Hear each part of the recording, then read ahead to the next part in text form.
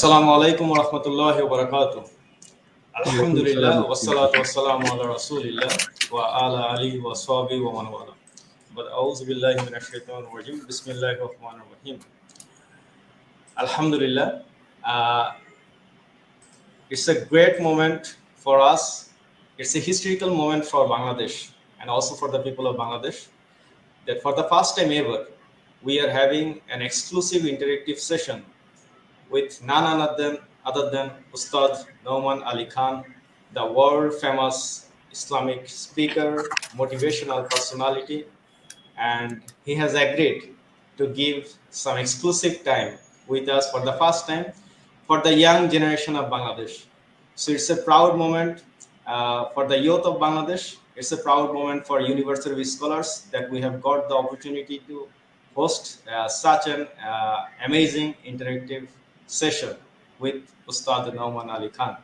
So first of all, I would like to welcome our guest, our speaker for today's session, Ustad Nouman Ali Khan.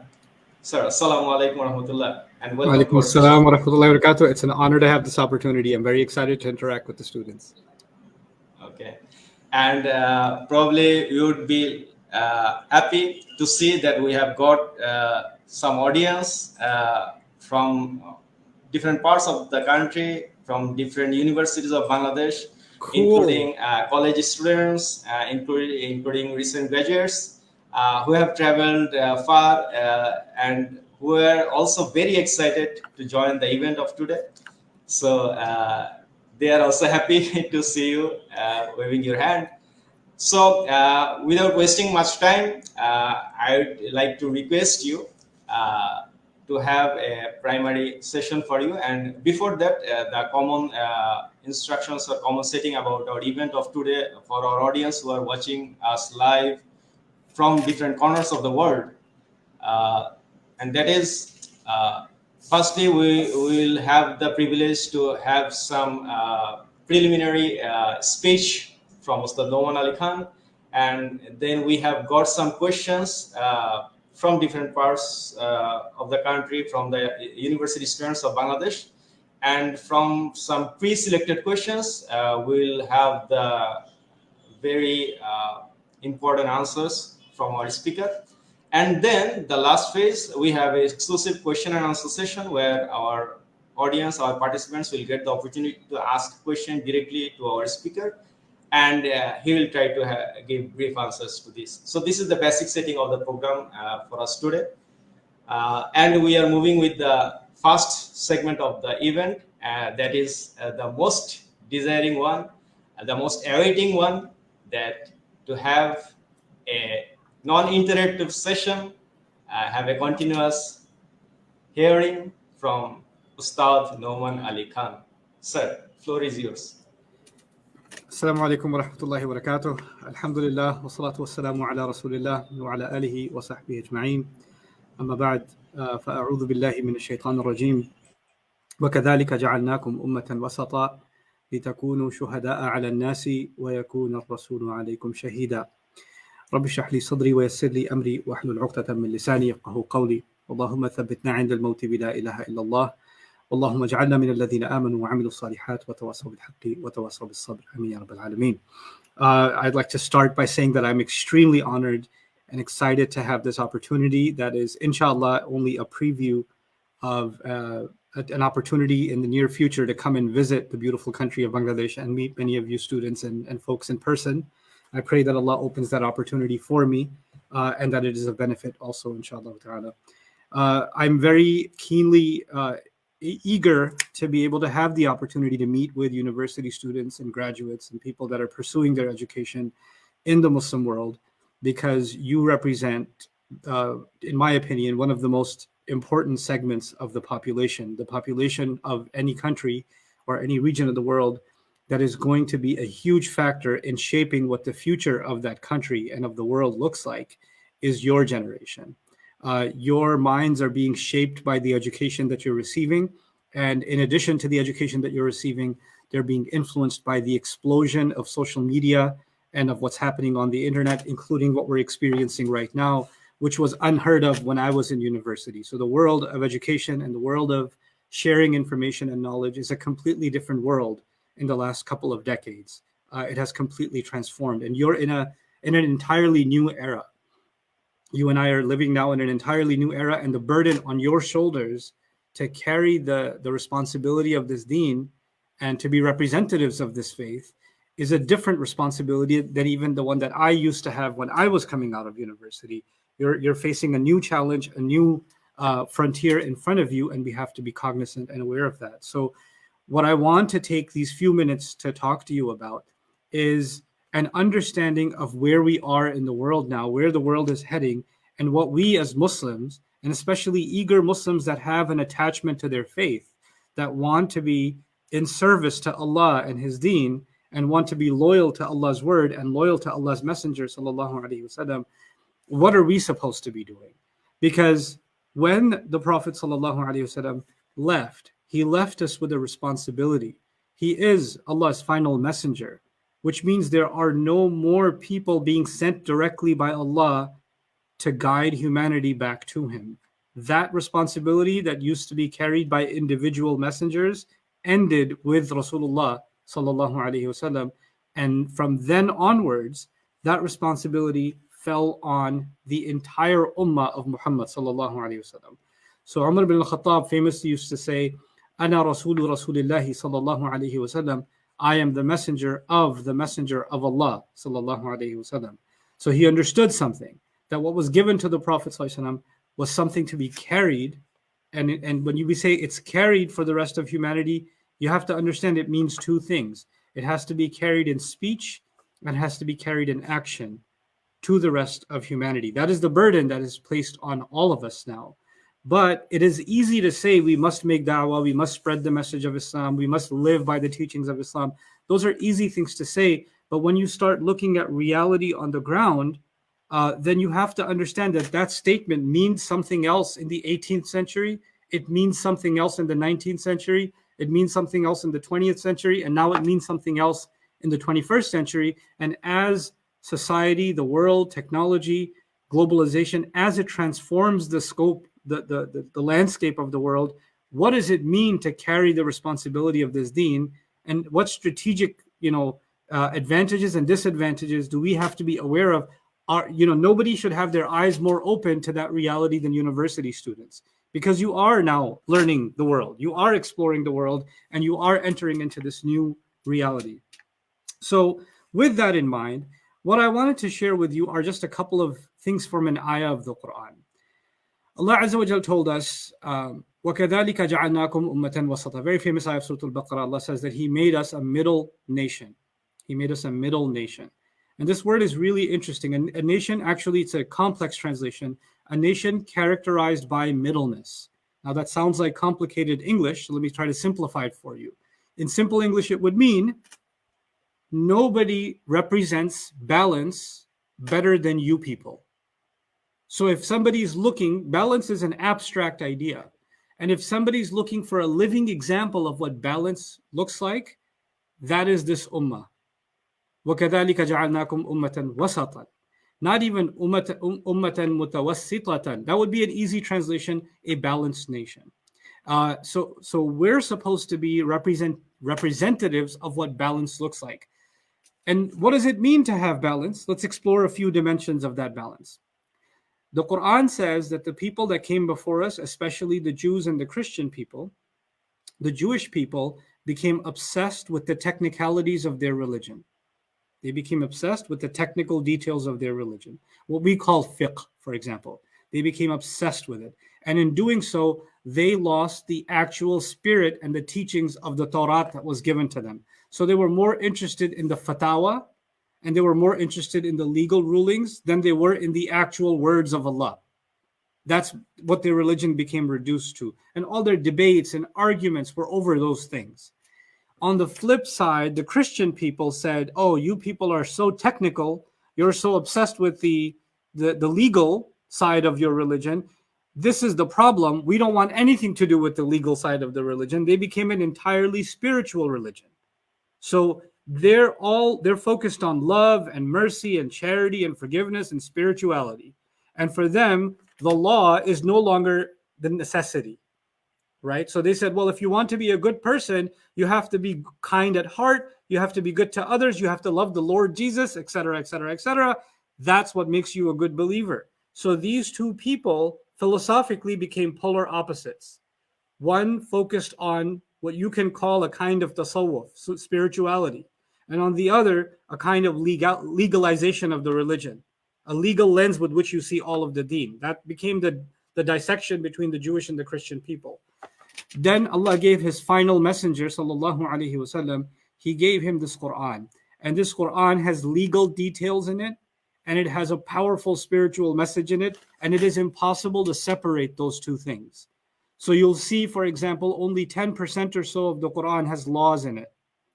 But even when those laws are being talked about, ayat, like if they're ayat of divorce, or they're ayat of inheritance law, or there are ayat regarding, the dead, or widows, or something like that. Any of those technical details, you'll notice all of them will end with some description of how to remember Allah.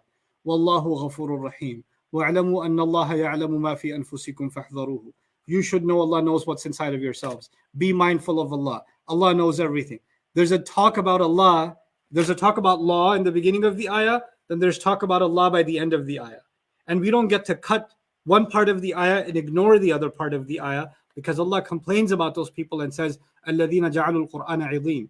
Those who took the Quran and tore it to pieces. They broke up the ayat, right? And He says in Surah Al-Baqarah, أَفَتُؤْمِنُونَ بِبَعْضِ الْكِتَابِ وَتَكْفُرُونَ بِبَعْضِ. Do you take some parts of the book, you leave other parts of the book.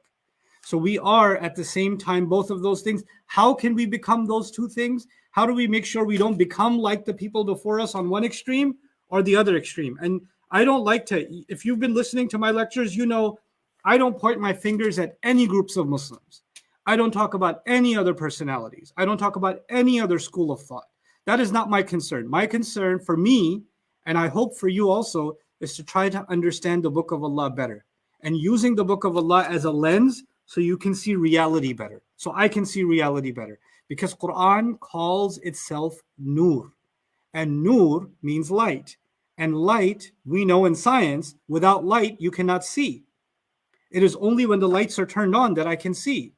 And if Quran is being called light, you know what that means? The true reality of the world around me and the true reality of what's going on inside me, I cannot truly see it without light, meaning without the word of Allah. So I want us to develop looking at things from the right kind of light, from the right kind of lens. And that light, that prism, is actually the word of Allah. So from that point of view, I want you to realize that it's very possible that we Muslims can fall into two extremes. We can fall into one extreme where we're so focused on the spiritual and the aspect of being a good, charitable Muslim that we forget about the legal side of our religion. We don't concern ourselves with the halal or the haram. And you might end up being the kind of Muslim that says, oh, all these mullahs, all these maulvis, all these sheikhs, all these imams, all these religious types, all they talk about is haram, haram, haram. But look at them. They're not even good people. They don't even smile. They're not even kind to children. They're not even good to their wife. I just want to be a good person, right? So these people that talk about halal and haram, I'm allergic to all of them. I don't want anything to do with them. In fact, if one of these people, if I see them in the street, I get disgusted because I know these people, they talk about Allah and Quran and Sunnah and halal and haram, but they're terrible people. They're unkind people, right? And they're dishonest people. So what's that feeling? That feeling is that people that are concerned with the legal, listen to this terminology carefully. If you're taking notes or anything, these are the terms I want you to remember. The sentiment becomes people that are concerned with the legal are not concerned with the moral. So when they're legally concerned, halal, haram, mubah, sunnah, bid'ah, etc., then they're not concerned with the moral. And then the people that are trying to, okay, I want to make sure that I'm following the sunnah. I want to make sure that I enter the bathroom with my left foot. I want to make sure that I eat with my right hand. I want to make sure that I wear the hijab properly. I want to make sure that I pray at the right time. I want to make sure all the technicalities, you want to follow all of the technicalities. And then you go to university, you see other girls that are not wearing hijab. You see other young men that don't have a beard, that are smoking a cigarette or whatever else. And you're like, man, these people, they think they're good just because they're, they're giving some charity or they're helping some humanitarian cause. But look at them. They don't even follow Islam. They don't even pray. She doesn't even wear hijab. They don't have any concern for the law. And when you talk to them about being good, the only good that they talk about is the moral kind of good, right? So we've got two different definitions of good, the legal and the moral, right? The Sharia definitions of good deeds and the moral characterization of good deeds. The Quran is the only document, I would argue, in the world in record that calls for a worldview that perfectly balances the legal and the moral. Any country's constitution can only focus on the legal. Any philosophical text can only focus on the moral. The Quran is combined both seamlessly and perfectly. Now, the thing is, if the Quran is not at the center of our thinking, then we will have an imbalance, guaranteed. Any human being will have an imbalance. Their imbalance will either be more towards their own definition of morality and they will compromise the law, or they will become too technical and they will compromise the morality that Allah wants us to have. The only way we can walk that path in the middle is by holding on to the word of Allah, which leads me to my next crisis. Islamic education right now in the world, Islamic education is sorely lacking in a focus on the Quran. It's actually sorely lacking. Even within Islamic education, we say that there are 20 different topics, 20 different subjects. Here's specialization number 1, then 2, then 3, then 4, then 5. These are the Islamic sciences. And the Quran is just one of those sciences. The Quran is one topic among many other topics, and all those topics together make up Islam, right? So if somebody says, and what that does is, the Quran, even for Islamic studies students, most Islamic studies students, unfortunately, the Quran is now only a book of references. So you use this book to draw a dalil, to draw an evidence for a topic that you're studying. The Quran is not the center of your thinking. It is only a reference manual from which you are drawing information. I often say in my lectures that even Islamic studies students, when they're studying Islamic books and materials, the author is talking about a subject and then he quotes an ayah, right? He's writing about something and maybe he's written a chapter on taqwa and he quotes an ayah and then he keeps on speaking. And you know what? The only part the students skip? They skip the part of the ayah. Oh yeah, that's an ayah. Okay, I got it. Let me read what the scholar has to say. So it shows you even psychologically, we have put the Quran as a secondary reference.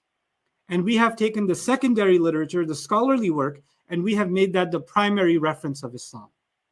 And that naturally will create an imbalance. It will create an imbalance in the personality of a Muslim, in the outlook of Islam, in the way we see the world, because however you study Islam, that will become the lens with which you see it. So if your first exposure to Islam, for example, was studying Aqidah, for example, then you will look at the entire world from the lens of Aqidah and say, this person has the wrong Aqidah, that person has the right Aqidah, this person is mushrik, this person's kafir, this person's this. If your entire lens, you started studying Shafi'i fiqh, or you started studying Hanafi fiqh, and fiqh was the lens that you put on first, then as you look at the world around you, you're like, that person has no idea how to make wudu, this person's beard is against this fatwa, that person's shoes, this person's socks, etc., etc., etc.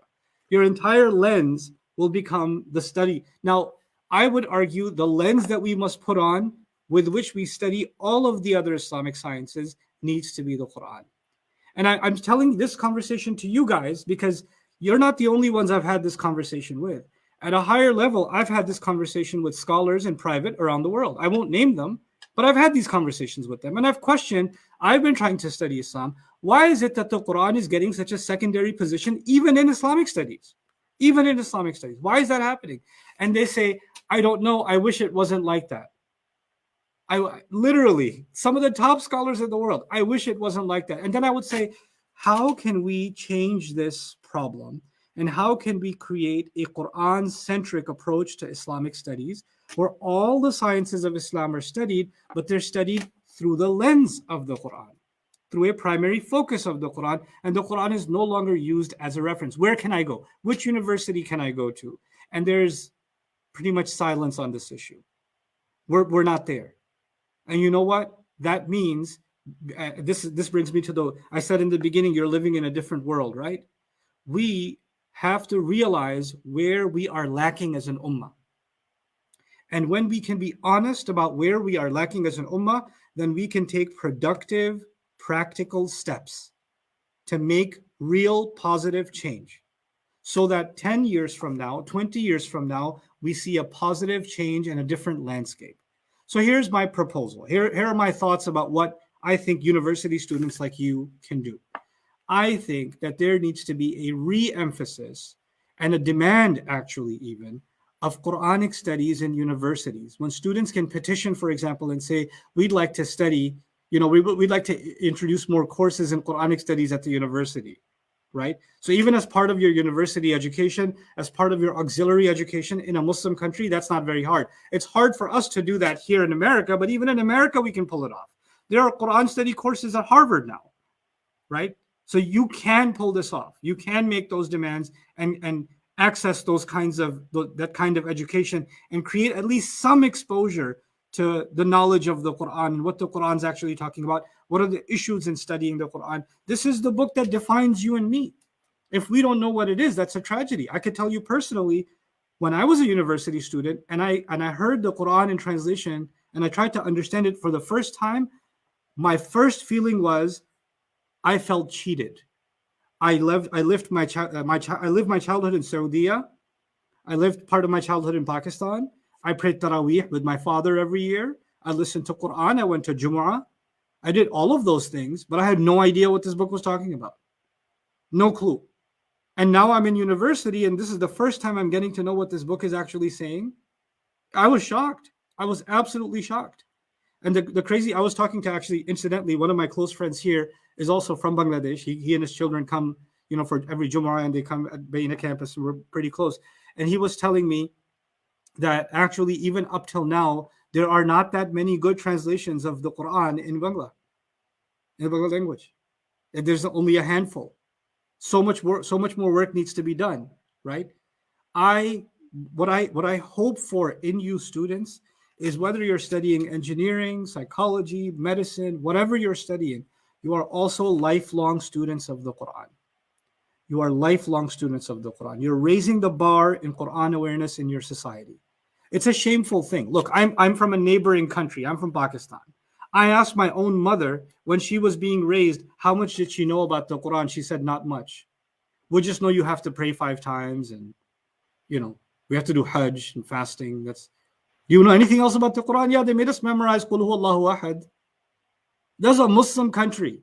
And our parents' generation barely knew anything about the Quran. Anything. And unfortunately, the only thing they knew is the Quran is really scary and you're probably going to hell. Like, that's the only thing they knew. Which is so tragic. The book that came as a rahmah to humanity, and the Muslims are scared of their own book. And then they were told, if you try to study the Quran on your own, you will get misguided. You will get misguided. Really? The jinn could hear the Quran when the Prophet was reciting it, sallallahu alaihi wasallam, in Ta'if. They could hear the Quran in passing, and they got guided. And they got guided so beautifully that they spoke about it, and their speech was so beautiful, Allah put it in the Quran. But you, a Muslim, if you try to study the word of Allah, you will get misguided. Does that make any sense? Yeah, you will have questions. You will have things you don't understand. Everybody does. And then you will go and seek the answers. You will seek from those who know better than you. And so as I wrap this monologue up, what I want to give you is a practical pathway. Everything is easy now. If somebody wanted to learn how to code an app, they can do it. They can do it sitting watching YouTube.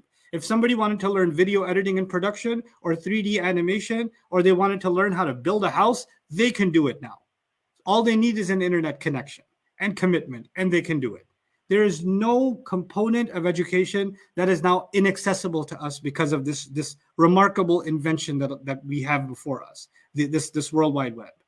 So there is no excuse left for any of you very intellectual, very capable young men and women that you shouldn't have the tools to be able to do proper, authentic inquiry into the Quran by learning the language of the Quran. The first step is going to be language education. If you didn't know English, you wouldn't understand this lecture. If you didn't know English, you wouldn't be able to do many of your university studies, right? If you really want an intellectual connection with the Quran, then you have to be honest with yourself and say, I need to take Arabic studies seriously because I want to enlighten myself with what Allah is saying directly. I want a direct access to this book. And not only must I, if that education has not been available, then not only must I get that education, I maybe become a part of making that education easier to access in my country, so that the next generation of kids, by the time they're 15, 16 years old, they can hear the Quran and they know what Allah is saying. Can you imagine? Can you imagine that in Taraweeh, everybody understands what Allah is saying when the Imam is reciting? That would be a different society. They would be experiencing the words of Allah differently. It would affect their personal life differently. It would affect their outlook differently. So my appeal to bring about a positive change without thinking about bringing about restoring the role of the Quran in our society. If we don't bring that back, you can talk about bringing back Islam or imposing Islamic laws or implementing policies that are more in line with Islamic values, but you're talking about bringing outside changes without bringing any inside changes. The real change in Right. the city is inside. That's the change that will only come when the Quran becomes an emotional and an intellectual component of our personality. And that cannot happen if we don't take its education, its language, more and more and more seriously, more and more exposure to the Quran at all levels. That's my appeal to you. And I pray that if you like the kind of work that I do, I pray that there are hundreds, if not thousands of you that do a job 10 times, 100 times better than I do of spreading the word of the Quran in your own language, in your own village, in your own dialect, so that there's no villager left. There's no mother left that doesn't know the Quran. By the time she's raising her baby was growing up knowing about Adam alayhi salam and Ibrahim alayhi salam directly from the word of Allah. They knew about Musa alayhi salam. They knew about Nuh alayhi salam. They know about the Day of Judgment. They know about the balance and justice of the deen. They know Allah's approach to race. You know, look at our how can a society? This is the last thing I'll tell you. How can a society be religious and racist at the same time? How's that possible? How is it that people are memorizing the Quran and they're praying 5 times and they're eating only halal food and they're talking about Allah and His Messenger, but they think their village is superior to that other village, or their dialect is better than the other dialect, or they would never marry their daughter to this lower class or whatever? Why this mentality can only exist when the message of the Quran hasn't been internalized, when that's not existent yet, right? And that's what we want to completely transform. And you guys will be the change, the agents of change, because you are university students. You're well educated in the secular sense, in the sciences. Inshallah, you'll accomplish great things in your career. And while you're doing that, you're going to have an intellectual and a spiritual attachment to your faith that is rooted not just because you're born of Muslim parents or because you heard a couple of YouTube speeches, because you found that conviction inside yourselves. That's the change that's going to come in that society. The world is in need of it. The world is in need of a renaissance. And it will not come at the hands of those who only know about, one dimension. Our scholars used to say, ilmu riwayah and ilmu diraya. You have to know the knowledge of the text and you have to have the knowledge of reality.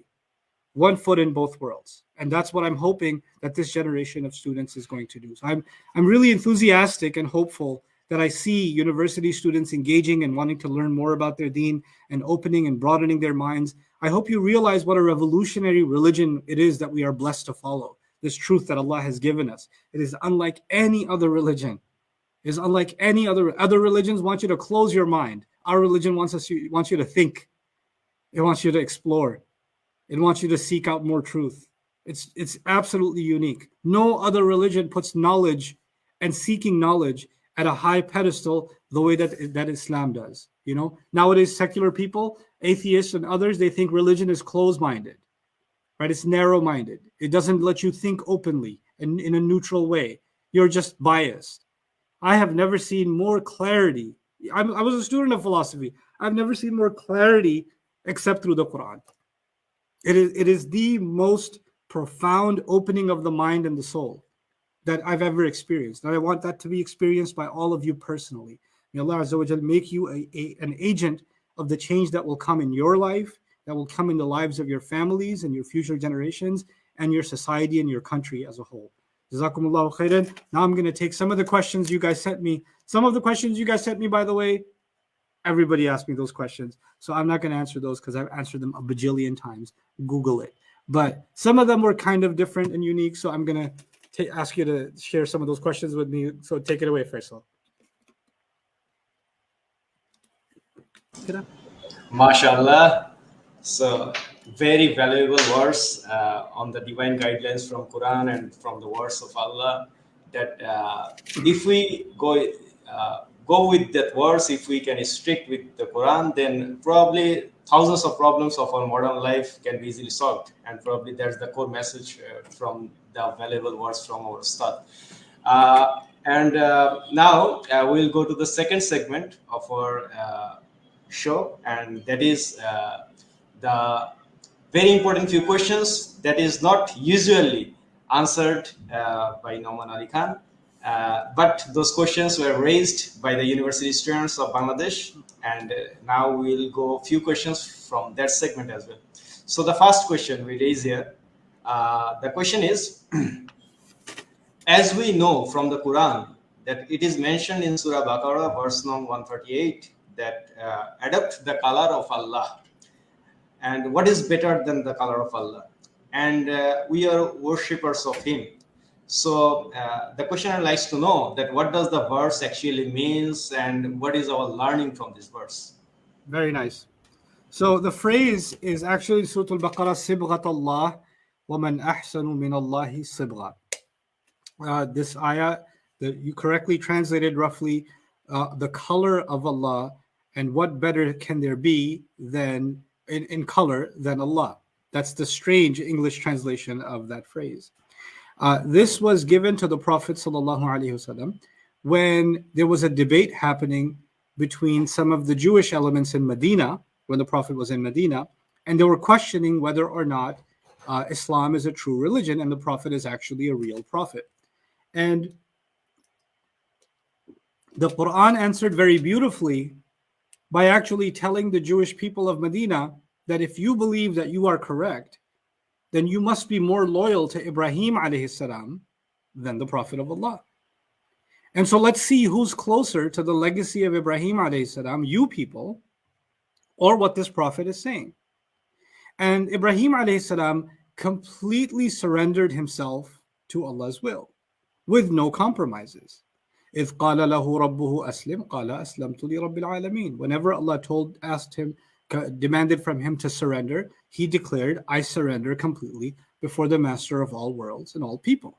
When Allah asked him to slaughter his son, he didn't hesitate. When Allah asked him to jump into a fire, he didn't hesitate. So there are multiple occasions in which Ibrahim alayhi salam does surrender before Allah in ways nobody else surrendered. And if the Jewish people are claiming that they are the legacy of their father Ibrahim, why are they having such a hard time surrendering to the word of Allah? Not just in front of the Prophet, but even historically. They had a problem surrendering with the word of Allah. And that's what Surah Al-Baqarah does, is it exposes how they have left the way of Ibrahim alayhi salam. And then Allah describes, this is actually a style of the Quran. It's called majaz. And majaz is when Allah describes a reality with language, but He doesn't use the word, the meaning that you find in the dictionary. So let me give you some examples so this concept is easy to understand, because this will not just answer this question, it will help you with other parts of the Quran too. If I said to you, I saw the match, and the opening batsman was a lion. There's a cricket match, yeah? And the opening batsman was a lion. Everybody who hears me knows that the opening batsman was not an animal that was released from the zoo and was handed a bat. What I'm saying is that this batsman was fearless and he dominated the field, and everybody else was scared of him, and he annihilated his enemies, which is similar to what? A lion. But clearly, the guy's not a lion. He's not a carnivore. He doesn't eat other animals. He doesn't look like a lion. He's just a human being. But we use this kind of figurative language all the time. It's a natural part of speech. In fact, even in the Fatiha, we say what? Ihdina as-sirata al-mustaqim. Guide us to the straight path. Now, if you say literally straight path, there must be some road that is very straight, and we're asking Allah for directions to that road that exists in the Arabian desert somewhere, and only when you drive on that road are you going to be on the straight path. That's not what he's talking about. He's talking about a lifestyle, a way of living, a way of seeing reality, a way of making decisions that is so directly leads to Allah, that it can be compared to what? A straight path. It's like you're on a direct road to meet Allah in a good way. With that in mind, understand the majaz, the figurative language that's being used in this ayah. When somebody is, imagine somebody is painted, like if I dropped paint on top of you, if I put blue paint on top of you, then you're just blue. Like the first thing I see about you is blue. If I dumped you in red paint, then top to bottom, all you are is red. This is the first thing I notice about you. I notice nothing else. I just notice that about you first. Why is this guy red? Why is that guy yellow? Why is this guy blue? Why is this guy green? Right? Top to bottom. That's all I see is this. When you say that, when Allah says Sibghat Allah, it's as if Iman in Allah and the way Allah wants me to be, if that was like a paint, an ink, then I have dipped myself in that ink and I have adopted that color completely. So everything about me has it shows that I have drowned myself in my faith completely. So the way I speak reminds somebody of Allah. The way I'm kind to a child reminds somebody of Allah. The way I cross a street reminds somebody of Allah. The way I show manners when I'm sitting in a bus reminds somebody of Allah. The way I speak to my elders reminds somebody of Allah. Everything I do, the way I treat in business, the way I refuse to give a bribe or take a bribe, the way that I guard my eyes, the way anything I do is colored by Allah. That's what this phrase means. It's very beautiful. It's very beautiful. And who was this said to? Let me remind you. It was said to the Jews. Why? Because the Jews, on the outside, they had long beards. They had yarmulkes. They looked righteous. They looked religious. They looked like holy people. So on the outside, they looked like they are in the color of Allah. But actually, they hadn't adopted the color. It was just the outside appearance. And Allah wants the real color of Allah to be adopted. Meaning truly embody the message, not just demonstrate the message, not just in appearance, but actually all in all. Sibghat Allah wa man ahsanu min Allahi sibgha. So that would be the meaning of that ayah in a nutshell. Alhamdulillah. And surely we want to drown with the colors of Allah. We want to have and adopt the colors of Allah in our total life. And that, Ameen ya Rabbal Alameen. what can be better than this if we can have the color of Almighty Allah? Yeah. Moving on to our next question, that is, what should I do when I am feeling like my iman is getting weaker day by day? So we live in the age of social media. And what social media has done is it makes you watch people that are smarter than you, that look better than you, that have more money than you, that have a nicer house than you, they sound nicer than you, they're more talented than you, they're more popular than you, they're happier than you, they're eating better food than you're eating. Everything about them is good, and it makes you feel like everything about you is bad. And then you turn to Allah and say, Ya Allah, why is their life so good? Why is my life so bad? My iman is getting weaker day by day. Maybe you should turn off TikTok for a little bit. Your iman's going to start getting better. Shaitan wants you to live in comparison. From the very beginning, he compared himself to Adam alayhi salam. That's what destroyed him. And you know what's happening now? You cannot help but constantly compare yourself. Girls are comparing themselves to others and saying, she's taller, this one's skinnier, this one has better skin, this one other people like, this one's teeth are nicer, this one has better clothes, this one has this one has that one even got married. Oh my God, that one had a baby. I'm not even married yet, and this one already had a baby. This one finished her degree. I didn't even get in the first year. Constant comparison is destroying you and is destroying your faith, because it's making you never look at what you have. It's always making you look at what somebody else has. And then what you have looks worse. If, wallahi al-azim, if you had no food, and somebody gave you one little piece of bread, you would be happy. Because you have something. Something is better than nothing. But if you had that piece of bread and you looked over and somebody else has a bigger piece of bread, then all of a sudden this piece of bread is no longer that good. If you were by yourself without looking anywhere else, it would be good enough. Allah says, وَلَا تَتَمَنَّوْا مَا فَضَّلَ اللَّهُ بِهِ بَعْضَكُمْ عَلَى بَعْضٍ. Do not wish for the things that Allah has given some people advantage over others. Don't keep on wishing for those other things. لِلرِّجَالِ نَصِيبٌ مِّمَّا اكْتَسَبُوا وَلِلنِّسَاءِ نَصِيبٌ مِّمَّا اكْتَسَبْنَا. Men will have a portion from what they earned. Women will have a portion from what they earned. وَاسْأَلُوا اللَّهَ مِنْ فَضْلِهِ. If you want better, ask Allah from the better that He has. Don't ask Allah, Ya Allah, give me what this one has. Ya Allah, give me what that one has. Take it from them, give it to me. No. Ask Allah from His fear. Ya Allah, give me what's better for me. So a lot of your depression and a lot of your weakness of Iman is actually coming from your constant obsession with other people and what they're doing and where they're living and how they're doing and what's going on in their life. Live your own life. Stop living other people's lives on social media. They're fake anyway. The best, those happiest couples on social media that have the most followers are having miserable marriages, but they have to keep up the filter and keep up, showing others that they have the best married life and they're cooking breakfast together. Next thing you know, they're getting divorced. But they don't want to tell the world because it will be bad for their social media following. It's fake. It's so much of it is fake. And you're looking for validation in it. That is actually one of the great crises of our time. It's become, you just feel inadequate all the time. You always feel like you're not enough or Allah hasn't given you enough. And that's, to me, it's one of the biggest sources of weakness of Iman nowadays. One of the biggest sources. Allah protect you all from it.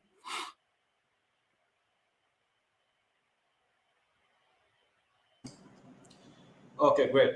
And moving on to a question that is very similar to this, part of it's already answered, and probably we can highlight on the later part. And the question is, like, how the young people of this age, they can keep or they can have the peace of mind, peace in spirits, and they can kick out or get rid from all the depressions that come every now and often and with different events as well. So how to get rid of depressions in a word? I will give you a philosophical answer to this question. Please listen to this carefully. I try not to speak in philosophical or intellectual terms because I want people to really understand what I'm saying. But I think your university students, you will be able to manage. Okay? The Quran, it has multiple benefits. Yeah? And it has a primary purpose, and then it has benefits. Right? So think of it this way, the job that you get, you have a primary job. But with that job comes some other benefits, right? Maybe you get free coffee or something. I don't know. Those are one of the benefits. The goal of your job was not the free coffee. The goal of your job was the task you have to fulfill.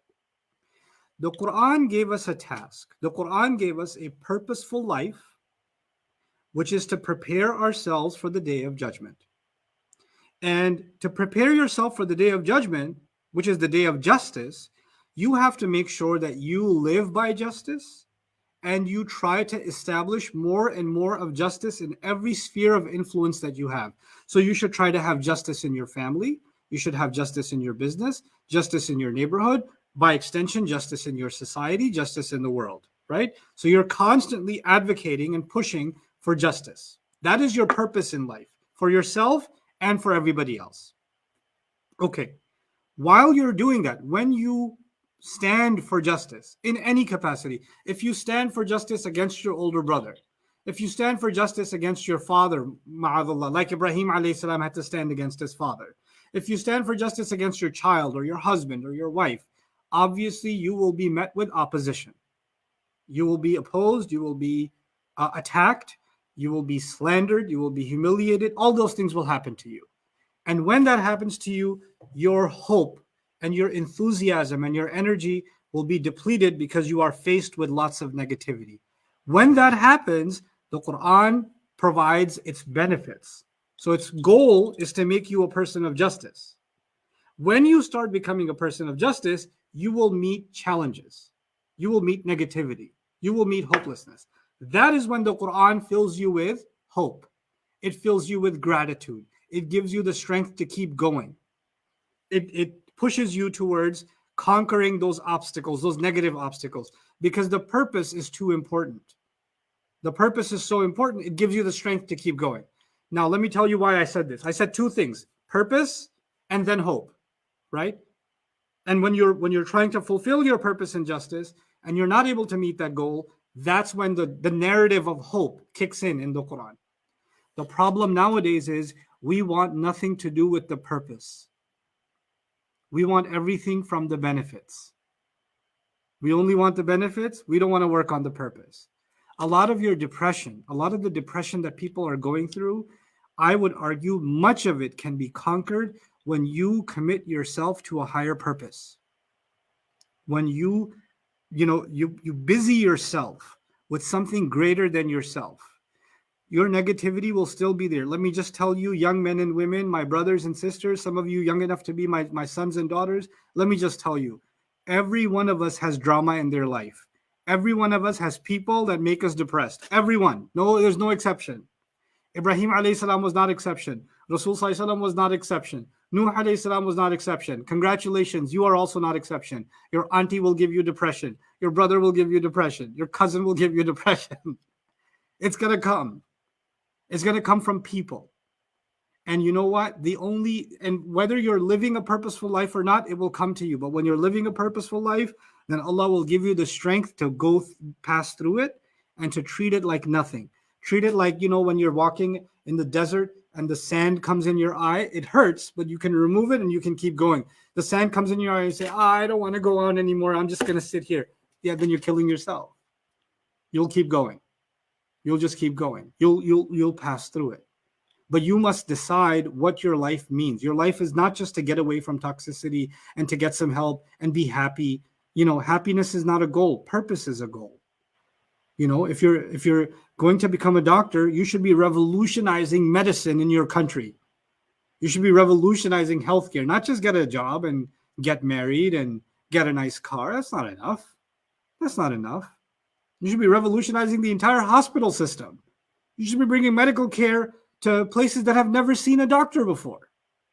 That's your goal. That's where you're headed. That's a purpose. Look, even when you become rich, what are you going to do? You're just going to eat a little extra ketchup? What are you going to do? You still can only eat so much. And when you go to sleep, it doesn't matter if you're sleeping on the floor or on the most expensive bed. You're still asleep. Didn't really make a difference. You can only take so much rizq, right? But you can give, you can create something greater than yourself. And when you develop that larger mentality, that bigger thinking mentality, then the small things every day that depress most people, you can just pass through them and keep on going. They become small. When you don't have a bigger goal, then small things become big. When you have a big goal, then even big things can become small. That's the mentality I want all of you to have, inshallah. MashaAllah. So the concluding message is very vital. That is, if we have the goal of Jannah, then all other goals will be very little, very teeny in this dunya. So we should have that goal actually in front of us and focused with that so that we can get rid of all these earthly depressions on the way of life. Now moving on to our next question, and I will throw two questions together because those are very similar and that will be helpful for our speaker to give a comprehensive answer to both. The first thing is why dating is haram in Islam. Because if the person has the intention of marrying in order to him in the future, then why he is not allowed, or she is not allowed to date, to have a common understanding, to have a better understanding about that person, our his or her character and everything. That's one. And similarly, other person wants to know that how he or she can get rid of premixing or from haram relationship, which is prohibited in Islam. So, how to balance those? Okay. I love how you laughed when you asked that question. That was my favorite part of the question. Okay. So, um, my honest answer is that dating is a confusing term, and it implies that men and women have an indecent or inappropriate relationship that violates the principles of our religion. But let me just be very clear about what I'm convinced of, and I haven't seen evidence to the contrary ever. The Sahaba got married, and they got to know each other. They spoke to each other. They developed a mutual understanding. They even came to the point where I said, I like you. I think I want to marry you. Okay, well, I'll speak to my family. This happened. There's a natural, decent level of conversation that is completely permissible in our religion. There is no absolute segregation of society. If you study the life of Medina carefully, how did the Sahaba live in Medina? How did men and women interact in Medina? You will find that the kind of extreme segregation that we talk about is not what was happening in Medina, actually. There was a respectful communication, a transparent communication with an awareness that there are principles in our religion that we must abide. That it's okay, guys, the ones that are listening, it's okay when you're in the university, you're about to graduate, you have a job lined up, and you like someone, that's not haram. To let them know that you like them and you'd like to pursue a conversation about marriage is not haram. But yeah, if you're going to create khalwa and you're just by yourselves talking to each other until 3 in the morning and all this other stuff, okay, fine. Now you're getting into trouble. But if you can be respectful in public space and get to know somebody and transparent, and even the daughters that are sitting here can let their fathers know, listen, there's this young man in university, he wishes to speak to me, I'd like to speak to him too, is that okay with you? That is okay. That is not a wrong thing. There's nothing that I've seen in our dean's literature that says that that is condemned in any way, shape, or form. Because if you don't get to know someone, you don't get to understand their personality, their likes and dislikes, their sense of humor, etc., and you just say, oh, well, they look like they pray, his beard is long enough, I think that's good enough, you might end up in a disaster. These people might end up hating each other in a month. And now they're together because now they're feeling guilty that I just got married to someone for Islam. That's not Islam. Islam is not saying you should get married to perfect strangers because your parents tied you up. That Islam never said any of this. So we have, and I don't advocate open dating culture either. There's a normal middle. Islam has given us decent guidelines. Follow those guidelines, and it's perfectly okay for you to get to know somebody that you're interested in for marriage. You know, we're not the liberal West either, where there's always try before you buy. And we're not the extreme either, where you just go blind and your mom said, okay, marry this girl, and you're going to marry this girl. It's not like that either. You, as a man and a woman, have a choice, and you have the right to explore whether or not this person is good for you, whether you're or not you even like having a conversation with them. And when the time comes to have a conversation, if you're going to be awkward and say, no, whatever you say is okay, I'm happy. Well, if you're not going to be talking like that when you get married. Then the fights are going to be so loud, and then even the guy's going to be like, what happened to you? That was not your volume when we first spoke. You said everything is okay. Now nothing is okay. What happened here? That's because we are too afraid to have open, transparent conversation about our likes, our dislikes, our boundaries, our comfort zones. If a young man has guidelines and says, hey, when I get married, I would be very uncomfortable if my wife did this, this, and this. What do you think about that? And the girl says, well, I wouldn't like it if you had, if you continue to talk to other women on social media, or you did this, that, or the other, that will make me uncomfortable. You can discuss, your boundaries. You can discuss what you think would hurt your feelings. You can discuss what you think you expect in a marriage, right? Those are important conversations. That's the rest of your life. That is the rest of your life. What are a young woman should ask? What do you think your mother? What I should do with your mother? That's an important question. Because if your mother asked me to do something, should I just consider that a command from you, or is that separate? Because in our deen it's separate, right? In our cultures it's not, but in our deen it's separate. You owe a responsibility to your husband. You don't owe it to your husband's extended family or anybody else. He owes it to them, not you. He didn't marry you to make you a servant to his mother. He married you because he wants to have a relationship with you where he takes care of things for you and you take care of things for him. That's the deal. Maybe you should be discussing that. Maybe you should be getting clarity on these things before you end up getting married, having an expensive nikah, mehndi, walima, party, all that stuff. And then at the end of the day, 2 months later, there's drama, crying, breaking plates, yelling and screaming, depression. What have I done? Save yourself the trouble. Our deen did not impose unnatural restrictions. Our deen gave moral, ethical, spiritual guidelines. Just follow those and it should be okay.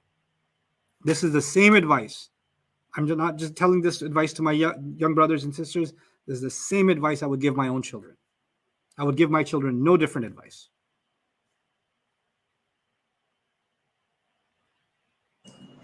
Great. So moving on to our next question, which is actually a burning question in our present society, and that is, we know social media have huge influence in our present life, and we are just it has become a part of our daily lives.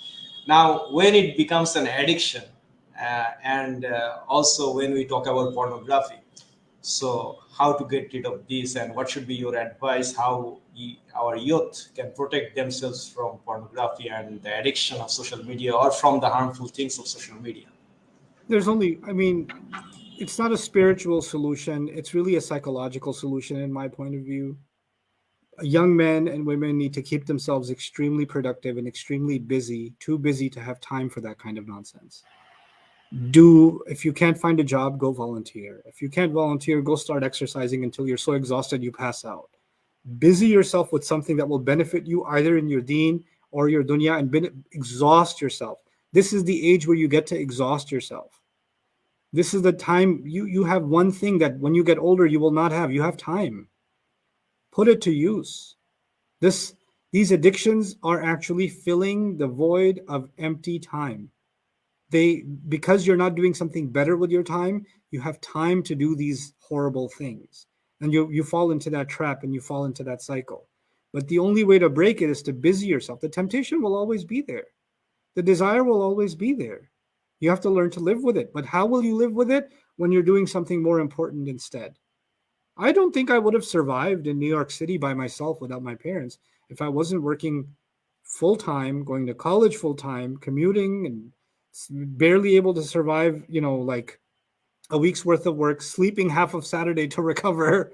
And then whenever I had free time, I was just either teaching kids or playing basketball, honestly.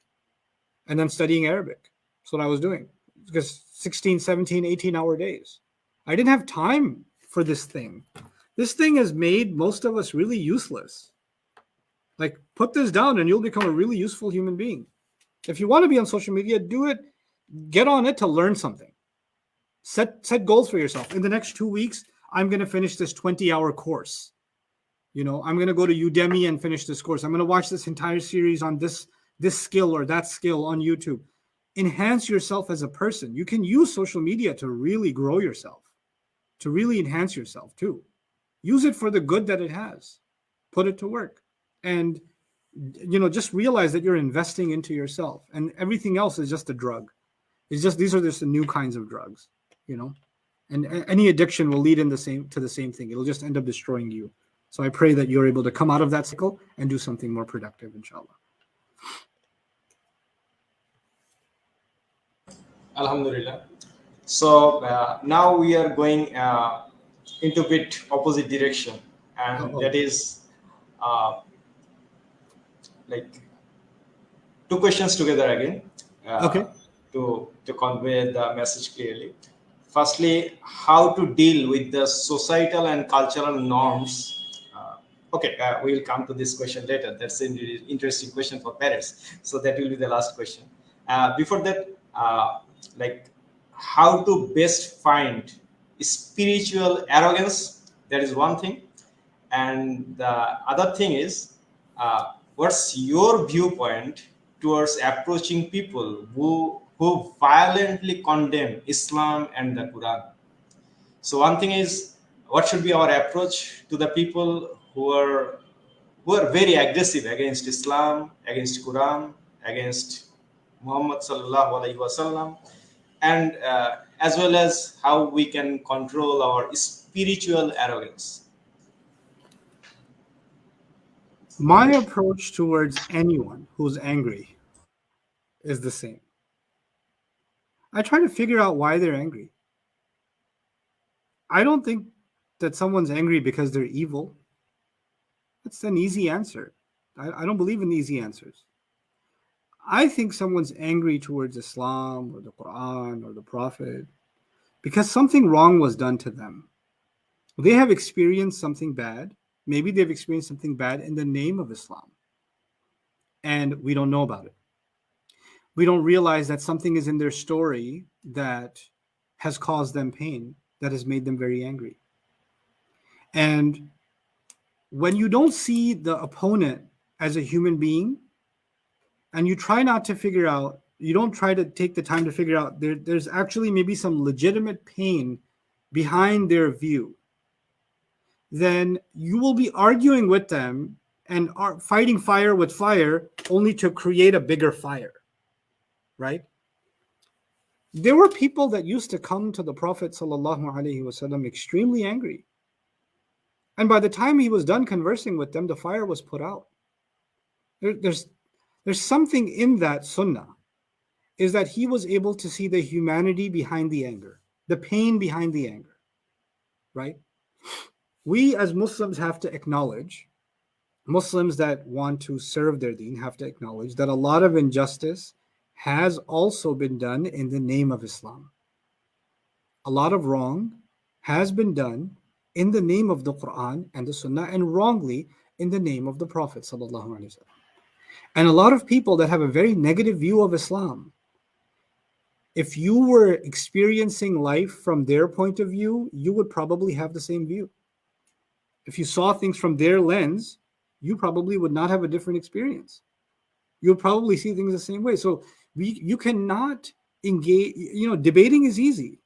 Fighting back and arguing back is easy. But being able to see someone else's point of view and where it originated from, and where maybe Islam never has anything wrong in it, but maybe Muslims do. But outsiders are not going to say, oh, that's not Islam, that's just Muslims. They're going to say, no, this is Islam. The Muslims got it from Islam. The Muslims got their bad behavior from Islam. So they will bunch us together, right? The first thing to do here is to admit our own fault, actually. Instead of saying Islam is perfect, Muslims are not perfect, you should be ashamed of yourself. No, I can see why you say that. I can see why you could feel that way, And that is a really, really important thing. If you want to engage someone, you must learn to become a careful listener. And you must learn to understand where they're coming from and treat them like a dignified human being. I'll tell you a story over here in my campus. This is in Texas, right? And this is, of course, very conservative American flag country, right? And we have this campus and we have construction going on here, and we had a contractor. And he said, I refuse to do the work here now that I found out that this is a Muslim institution. I don't want anything to do. I don't support their religion. I'm not going to do this contract. So he refused. And I really respected him for it. He believes Islam is evil. So he's not even going to take money from people he thinks are evil. So I wrote to him and I said, I respect what you just did, because there are a lot of people who can say things behind your back and not be honest and open about it. You have the courage and the decency to say what you believe about me and my faith. But if you ever want to talk about it, let's go out for coffee. Let's go have a chat. I'd love to answer some of your questions. you know, and I'd love to engage. And if you ever want to invite me to your church, I'm coming. Right? And we had coffee once. The point is, and the entire conversation wasn't even about how much he hates Islam. It was just now he's dealing with a human being who's treating it with some respect, who's willing to listen to him, right? So you might find that behind a lot of the angry rhetoric is actually some kind of depression, pain, anxiety, or something hurtful. So that would be my approach to that. Now, as far as spiritual arrogance is concerned, the people that came before us are the example that Allah has given us to watch out. What did they do? They made appearance, they confused appearance with righteousness. I'll say that again. They confused appearance with righteousness. And then they confused the perception of others with the perception of themselves. If everybody else is calling me amazing, if everybody else is saying, MashaAllah, you are the hope of this ummah. Oh, MashaAllah, you are so, Allah will reward you so much. Oh, MashaAllah, if only my children can be like you. Oh, MashaAllah, MashaAllah, MashaAllah, MashaAllah. That's the perception of others. Do not confuse the perception of others with your reality, because nobody knows your reality like you do. Do not confuse it. And the same way, do not confuse the appearance of goodness with goodness itself. We all have to be very aware of our human ugliness. Allah created us with فَأَلْهَمَهَا فُجُورَهَا وَتَقْوَاهَا.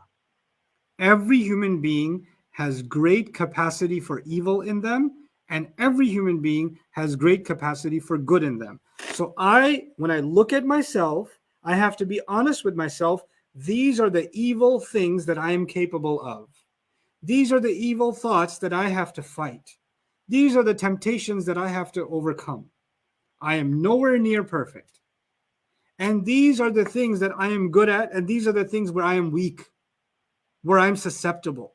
If you cannot be honest with yourself about your own weaknesses and your own strengths, then yes, you will have spiritual arrogance. But if you can, then you'll be okay. I have to be very honestly, I have to be honest with myself, and that's my business. That's not your business. So I don't have to sit there and tell you where my weaknesses and my strengths are, but I have to be open with myself about it. I have to be very clear with myself about it. And you have to stand in the mirror and be very clear with yourself.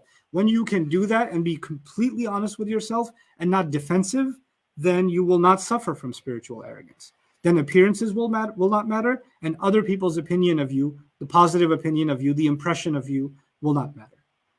I am no better a Muslim because I have millions of followers or millions of viewers. That doesn't make me a better Muslim. Because Allah is not going to check my Facebook status before He judges me on Judgment Day. It's not going to matter. Right? If anything, that might even get me in more trouble. You know?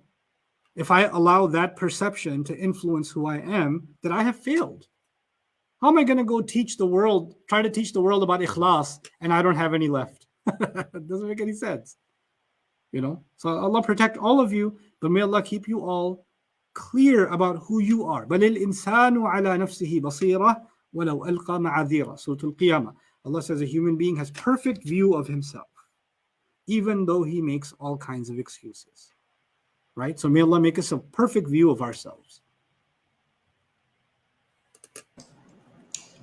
Great. So clear message were conveyed. I hope that this will be very helpful for our future life, and especially for the young generation, because this is a very common questions nowadays. And last questions from their selected versions, and the last question from our second segment. And that is an interesting question for our parents to listen carefully.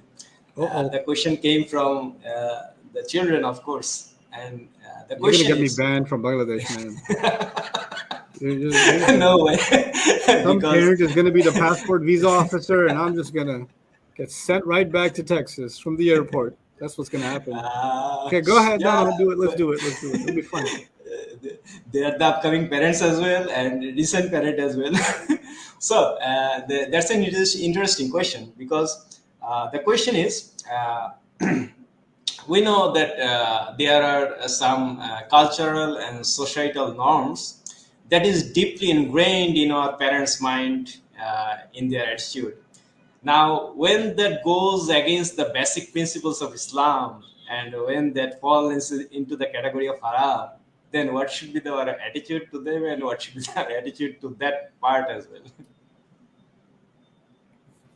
Muslim youth are always in a crisis with their parents. Always.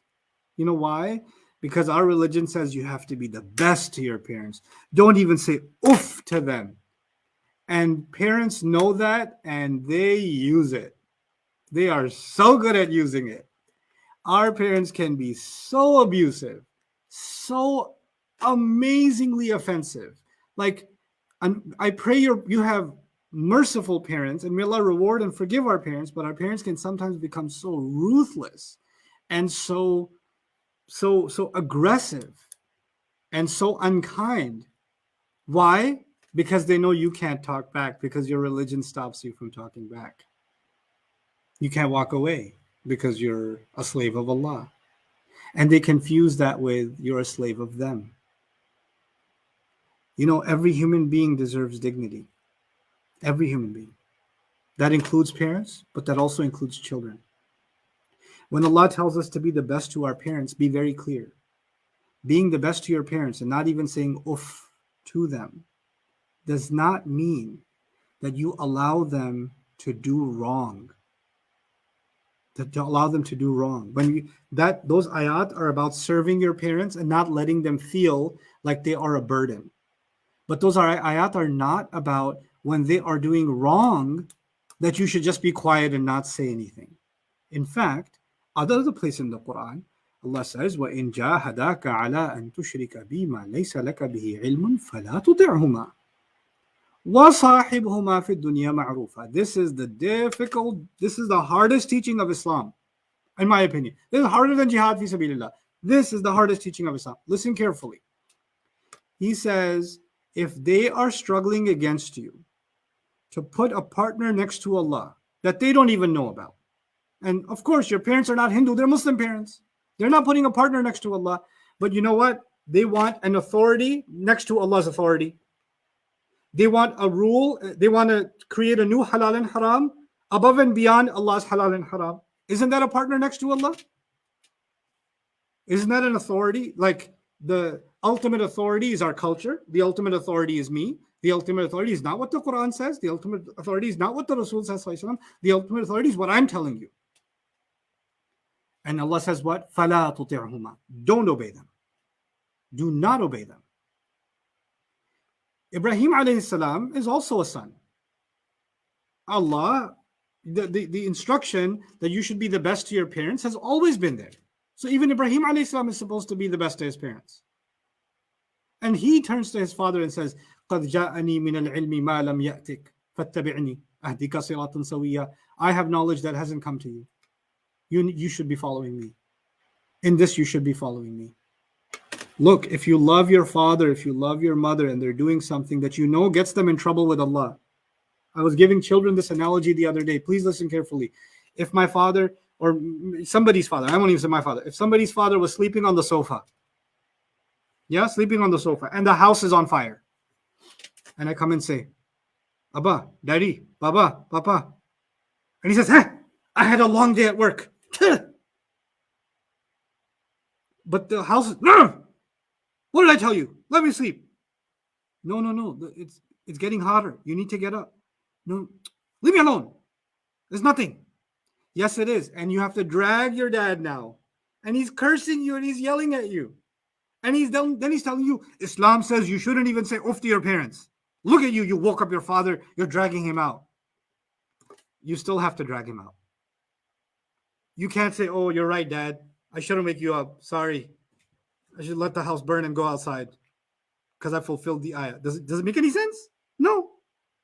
You and I have to help our parents see when they are wrong. And if they refuse to see it because they are stubborn, they refuse to see it because they are set in their ways, then all you can do is two things at the same time.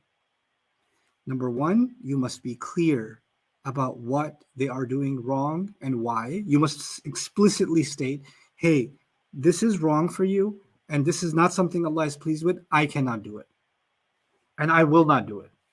And I love you so much, but I will disobey you. And I will massage your feet, and you can slap me with shoes, but I will still disobey you. Because Allah says, don't obey them. And then He says, وَصَاحِبُهُمَا فِي الدُّنْيَا مَعْرُوفًا, and accompany them in a decent way at the same time. That's the hardest instruction in Islam. Why? Because you're going to make them angry and still stay with them. Both at the same time. And you will hold your ground. They can shame you. They can, and you have a right to speak for yourself. You say, what you said is not true. What you're doing is wrong. When you're speaking like this to me, angels are recording this against you. You don't have the license to do that. You don't have a right to humiliate another human being, not even your own child. You do not, Allah did not give you that right. Just because Allah gave me the instruction to be the best to you does not give you the right to be the worst to me. That is not correct. I have rights also. And in some cases, you can walk away. It's okay for you to walk away from the conversation because you are saving them from doing more sin against themselves. This is also a mercy to your parents. If you're going to leave them alone for a little bit, let them cool off and not use horrible words, because Allah is, مَا يَلْفِظُ مِنْ قَوْلٍ إِلَّا لَدَيْهِ رَقِيبٌ عَتِيدٌ. Surah Qaf. There is not a word that a person says, not a single word that a person says, that next to him is a raqib, someone watching over his neck, that is going to document everything. Our parents' words are also being documented. So if you know that they're going to say ignorant things, then it's better for you to leave them alone for a little bit until they cool off, and try having a dignified conversation again and again and again and again. And when they see your consistency, that you don't lose your control, you don't lose your temper, and you continue to hold on to your boundaries, and you continue to stand by what is right, and while at the same time you try to be as respectful to them as possible, when you can, eventually they will give up. Eventually. It won't happen overnight. This is like, this instruction is like revolutionary. It's not easy. This is Allah put it next to ibadah of Him. وَقَضَى رَبُّكَ أَلَّا تَعْبُدُوا إِلَّا إِيَّاهُ وَبِالْوَالِدَيْنِ إِحْسَانًا. He put it next to worshiping Him, because worshiping Him got people in a lot of trouble. And showing ihsan to your parents is also a kind of jihad. It can get you in it can put you in harm's way. And Allah give you strength to maintain this guidance of Allah when it comes to dealing with your parents. And I pray Allah opens the hearts of our parents and softens their hearts towards the teachings of this deen. And inshallah, He uses your character to open those hearts. MashaAllah. So that concludes the second segment of our exclusive interactive session with Ustad Nouman Ali Khan, and we are moving towards the last part of this live show.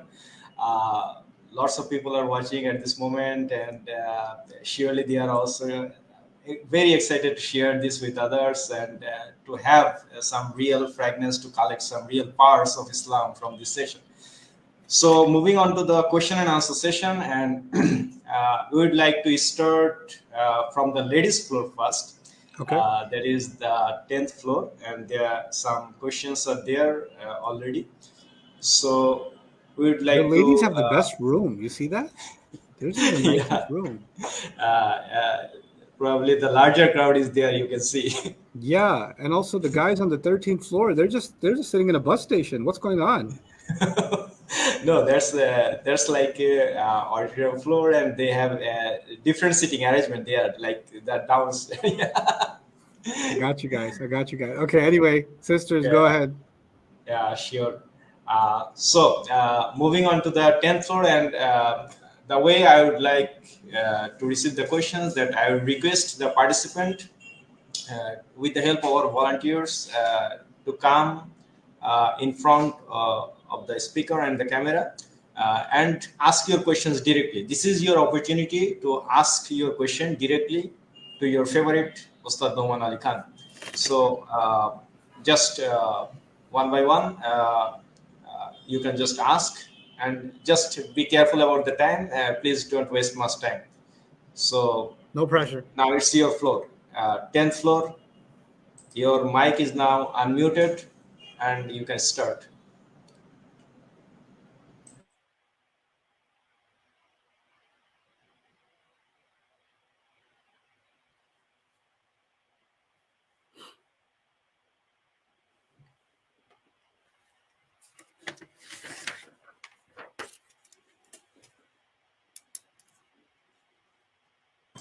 So, just for your convenience, I am giving the instruction again that the participants whose questions were selected in the floor. So, 10th floor participants, you have got the signal that whose questions are selected. Probably in total, there are 6 questions. So, those 6 persons should come in a row and ask their questions directly. You have the opportunity to ask your questions personally directly, or if you don't want to ask by yourself, you can take the help of the faculty members and volunteers involved there.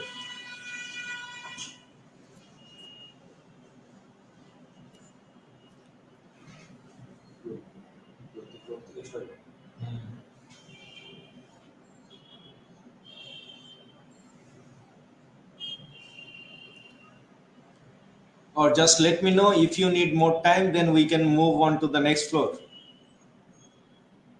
10th floor, are you okay?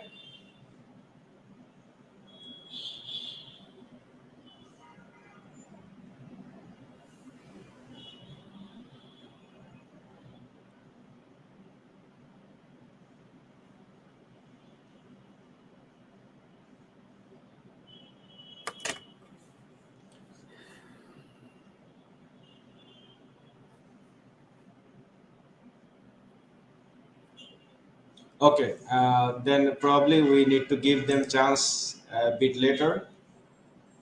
Uh, so which floor should I go now? 13th floor, because Probably. called them a bus. Okay, okay. Then Ustad has prescribed for 13th floor. Then moves. Let us move with that and hope it will work. Sorry, 13th floor. I love you guys.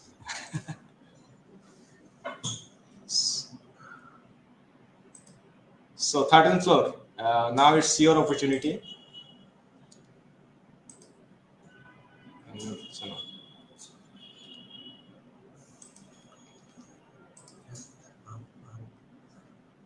13th floor. I hope you can hear us. Can you hear me, sir? Yes, I can hear you. Yes, I can hear you. Yes, I can hear you. Okay. All right. I'm extremely happy to being able to talk with you and being able to be a part of this beautiful gathering. Well, I have become a father just 5 days ago. Congratulations. Allah has blessed me with a beautiful daughter.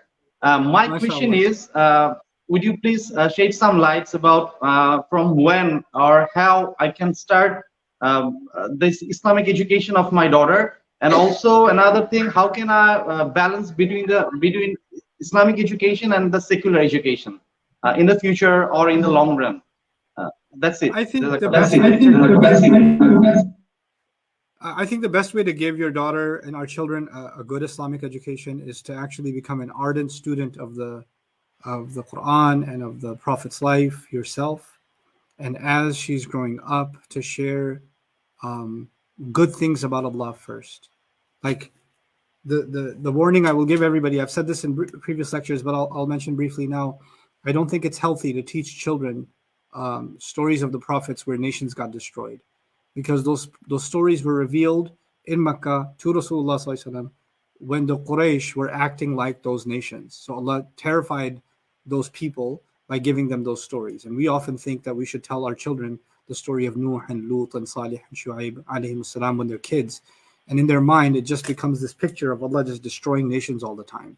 So they're psychologically, they develop this connection between Allah being a destroyer, right? But the first impression you want to create of Allah in a child's mind as they're growing up is just remembering Allah with all the good things. When you're eating food, doesn't Allah love us so much? Look at the food He let us have. Doesn't Allah love us so much? Look at the beautiful hand He gave you.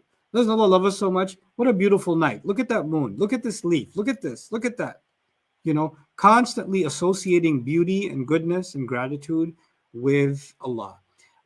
Because more important than Islamic education, in my opinion, is an Islamic worldview, a spiritual worldview. And you can help develop that in your child when you're just talking about that all the time. When our kids are raised and all they're hearing parents talk about is money and drama in the family, and this one's cousin said this and this one did that, and then that's what they're growing up with. That's their biggest influence. But when they're hearing you guys talk about Allah, that is a more powerful education than your child learning tajweed and memorizing Quran and studying Arabic and studying fiqh and studying hadith. They can study all those things but still not have the personality Allah wants them to have, right? So the Islamic sciences are actually easy. Now, as far as which age do you want to give them a formal education, in my opinion, children have different aptitudes. If your child you see has a good aptitude towards learning and memorizing, then early on you can give them an education yourself also in just reading properly, lovingly teach them how to read, lovingly teach them how to memorize some surahs, right? And as they're doing that, balancing deen and dunya is actually the name of the game. I've never studied Islam full time, ever. That's a reality. I'm just letting you know. I have always carried the responsibility of, providing for my family, working full time, and studying the deen, and exercising, and trying to maintain, relationships with my friends.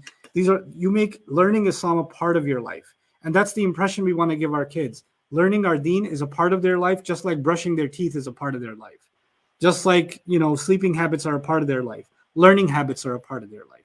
When you do that, then Islam doesn't become a specialized thing. It just becomes a part of life. And when they see the parents incorporate learning about their religion as a consistent part-time part of their life, they're going to just embody that, because children model the behavior of their parents. And that will be the most successful thing you can do. Because if you give your kids full-time, exhaustive Islamic education, and you can, but then when it's over, it's over. And then it's not a part of their life, except now they feel like they know everything they have to know. It's not true. Even if they learned a lot about Islam psychologically and from a neurological point of view, their brains have not developed enough to maturely grasp what it is that they learned. That will happen over time, right? And if they're in the consistent learning habit, even the things they learned as kids, now they come back and revisit that in a more mature way. So that's my lifestyle recommendation for young parents, especially, to get into the mode of learning. So your kids they're raised watching you learn. They're raised doing that,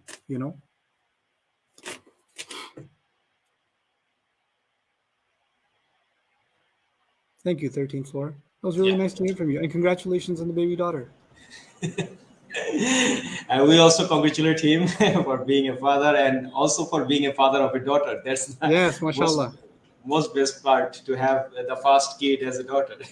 And alhamdulillah, I have got these blessings from Allah as well. Mashallah, mashallah, mashallah. So moving on to the next question from third floor. Yeah, you can ask your question. Assalamu alaikum wa rahmatullah.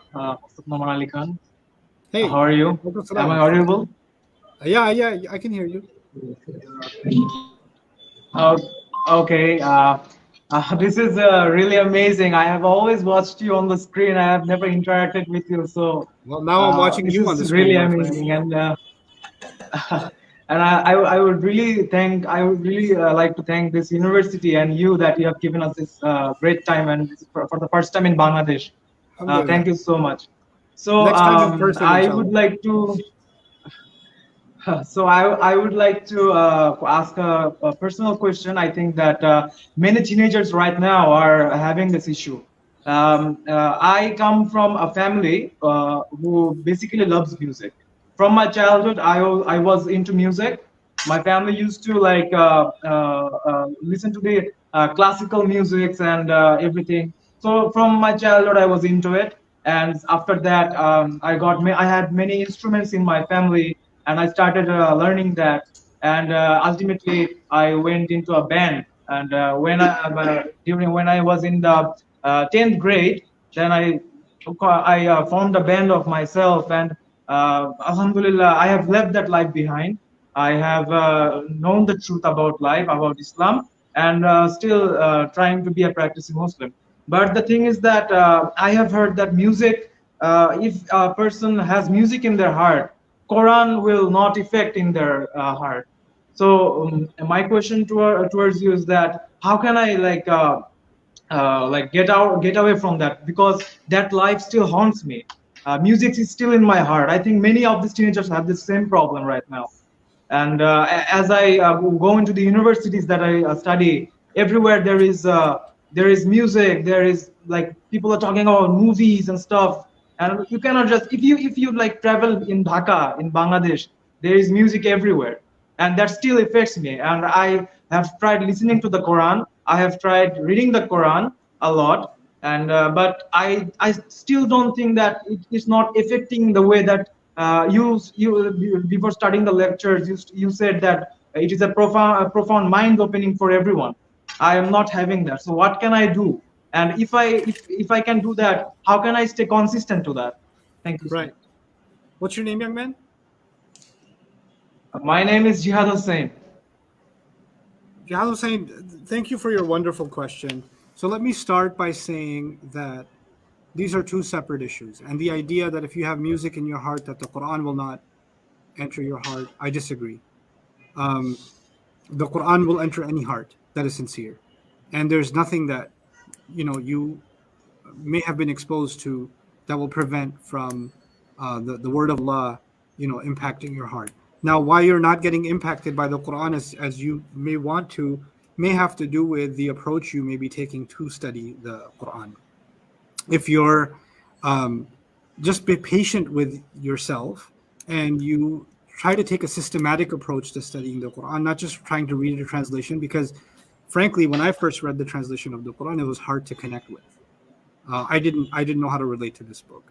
So a lot of my work has been focused on trying to make the Quran as relatable as possible, so you actually get an appreciation of what Allah is saying.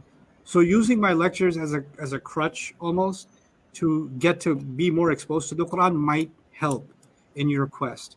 On bayinatv.com, if you can't afford the subscription, that's completely fine. Shoot me an email, arabic@bayina.com. I'll make sure you get a gift account. Go on there and you can start listening to the brief translation of the Quran that I've done that is supposed to present the Quran as a conversation, and inshallah it will have an effect. The effect that it had on me, I'm hoping it has on you. Now let's talk about music a little bit. You guys know that I'm not a mufti and I don't give fatwa, and I'm not in a position to give fatwa. All I can tell you is that this issue is not as black and white as some people present it. Even among the fuqaha, even among people that are from the subcontinent, like the subcontinent, South Asian subcontinent, majority of the people in this region are Hanafi in their school of thought. The Hanafi school itself has a lot of variation on its approach to music.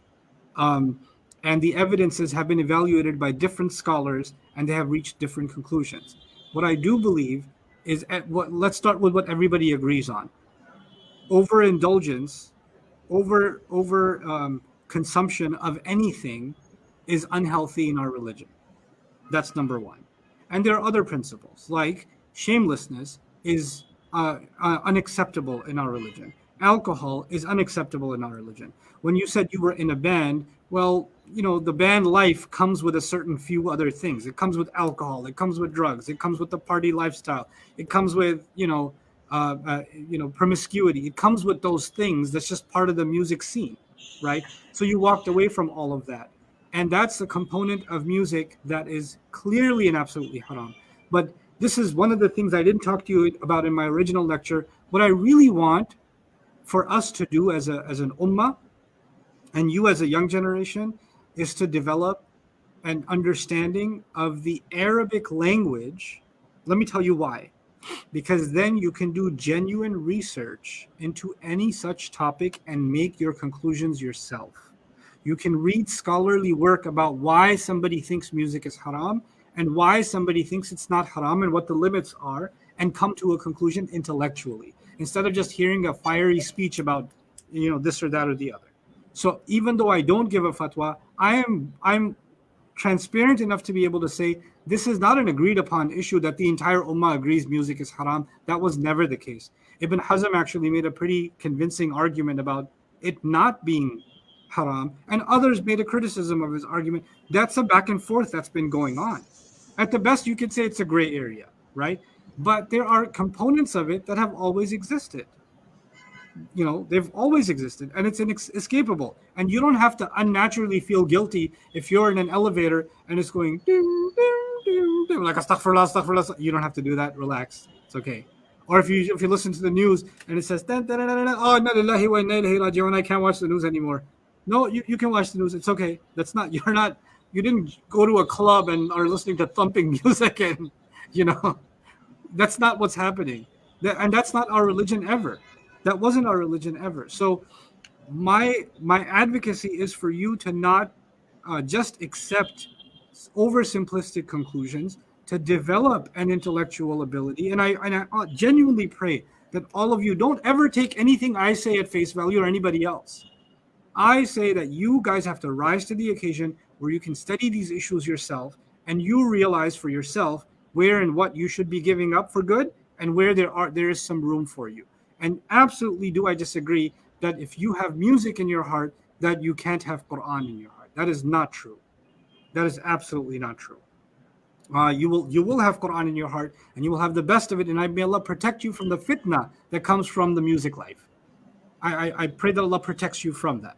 Okay? So, I hate going in that direction of the fatwa direction, but I would encourage you to listen to someone like Dr. Akram Nadwi, who I admire. I've mentioned him before. He's at Oxford University. He's a hadith researcher, because the music issue is never directly talked about in the Quran at all, right? And there's only one ayah about which there's an opinion of a sahabi that's been mentioned. So no explicit mention about music has ever been made in the Quran. This is a hadith-related issue.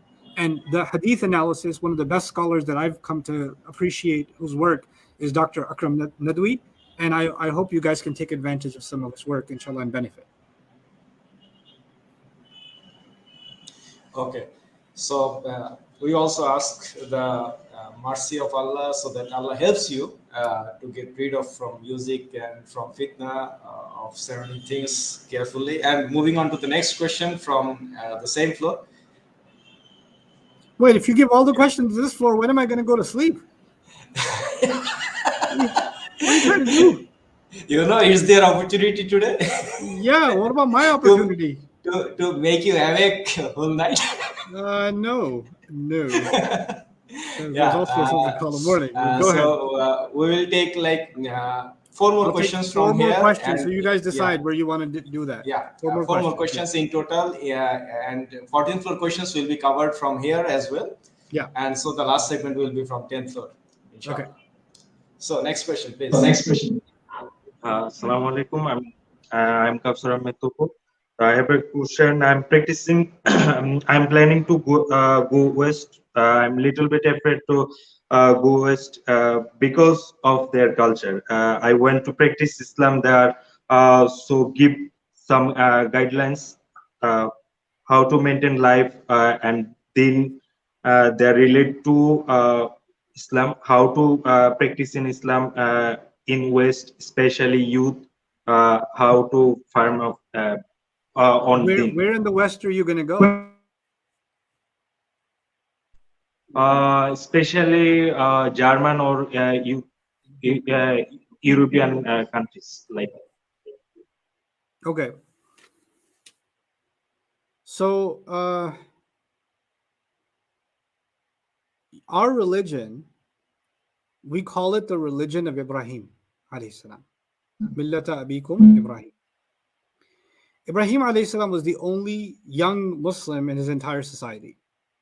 He challenged his father, he challenged his entire society. And from him began the legacy that we now follow and call Islam.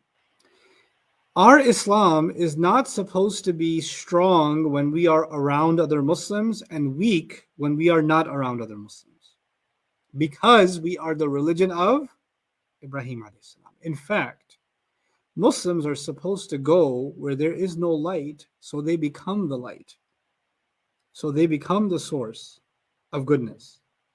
Yes, being in a negative environment can impact you, but it can impact you if you have a weak mindset, if you have a weak commitment to what it is that you believe. If our Islam is as strong as the Hindus Hinduism and the Buddhists Buddhism and the Christians Christianity, because they were raised around a Christian family. They were raised by a Hindu family. They saw the temple every day. And then they came to America and they forgot about the temple, right? Then we just have cultural Islam. That's all we have. Now we're not in that cultural environment. We don't have Islam anymore. But if you have an intellectual grounding in Islam, if you are deeply convinced of the truth of this faith, then it doesn't matter where on the planet you are. Inna ardi wasi'atun fa iyaya fa'budun. My earth is vast, worship only and only me. Rasul Sallallahu Alaihi Wasallam sent some Sahaba to live in Abyssinia. That's a Christian society. Their Islam was never compromised, even though that society does not believe in the values of Islam. But their Islam was never compromised. Why? Because they have this something inside them. The outside world will actually, we keep thinking the outside world is going to shape what is happening inside. When a Muslim really internalizes their deen and has the Quran inside them, then what is inside them starts shaping the outside. Instead of influenced by the outside, we start influencing the outside. You understand? That's what I want you to do. I want you to really get a grounding in your faith so that wherever you go, you can handle it. Not only can you handle it, you become an ambassador of this deen wherever you go. And if you're afraid of losing your connection like that, that just means you have to become a more serious student of your deen. You have to really get an intellectual grounding of why it is that you're Muslim. Why is your Islam weaker in one place and stronger in another place? Because Allah is your Rabb wherever you are. The Quran is your book wherever you are, right? So that's my advice to you. Really contemplate what I've said, because society and the place you are should not affect your deen. It should not affect it.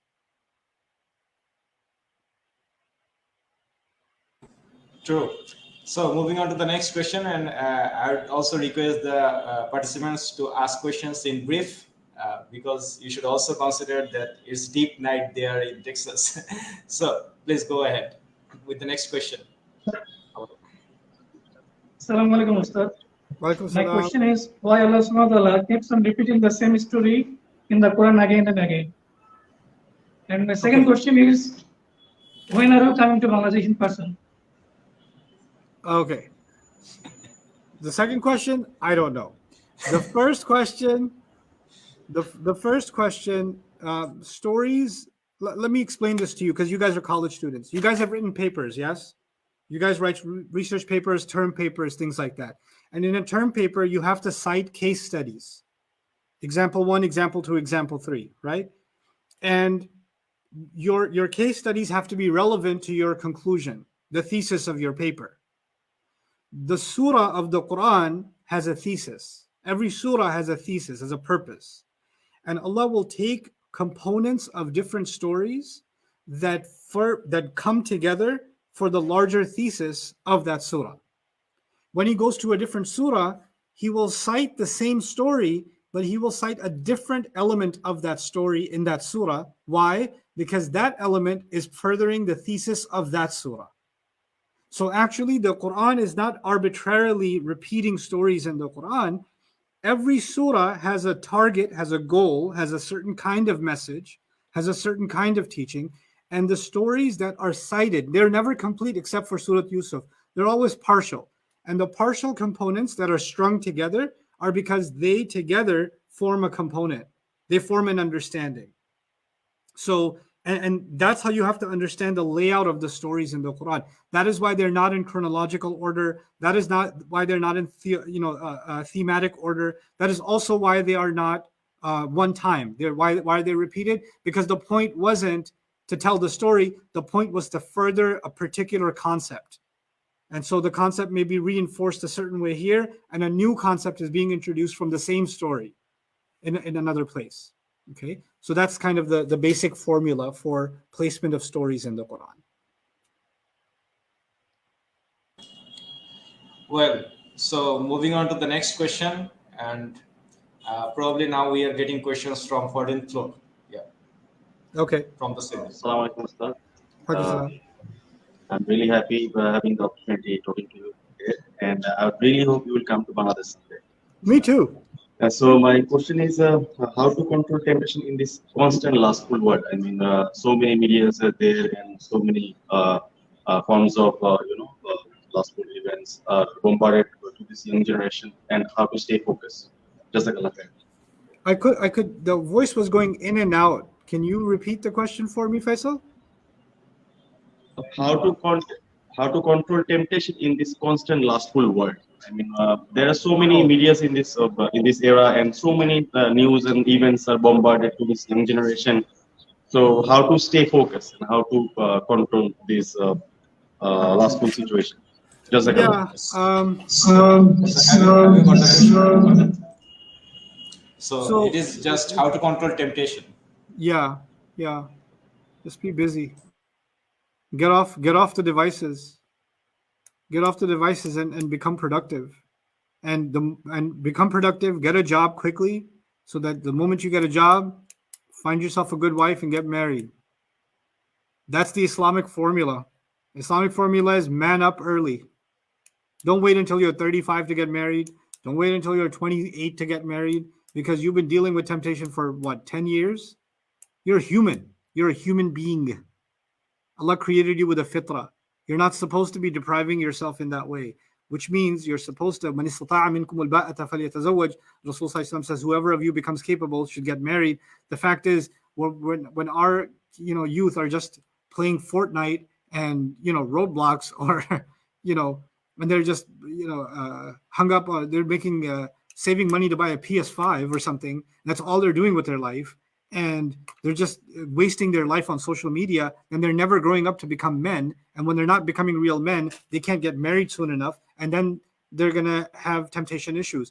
Become entrepreneurial, start a business, get a job, get an internship, gain experience, become a professional early, and show yourself to be an independent young man. And inshallah, you will attract good spouses for yourself, and you will make a good selection and be able to live a life where that temptation turns into ibadah. You can live a life of halal, but work towards that. Make that a goal. And instead of, because the temptation is only going to get worse. It's just only going to get worse, and it all boils down to how you're using your free time. And I pray that you really internalize that, inshallah. Okay. So there is only one more question from the boys. So that's the last question. So please go ahead with your last question.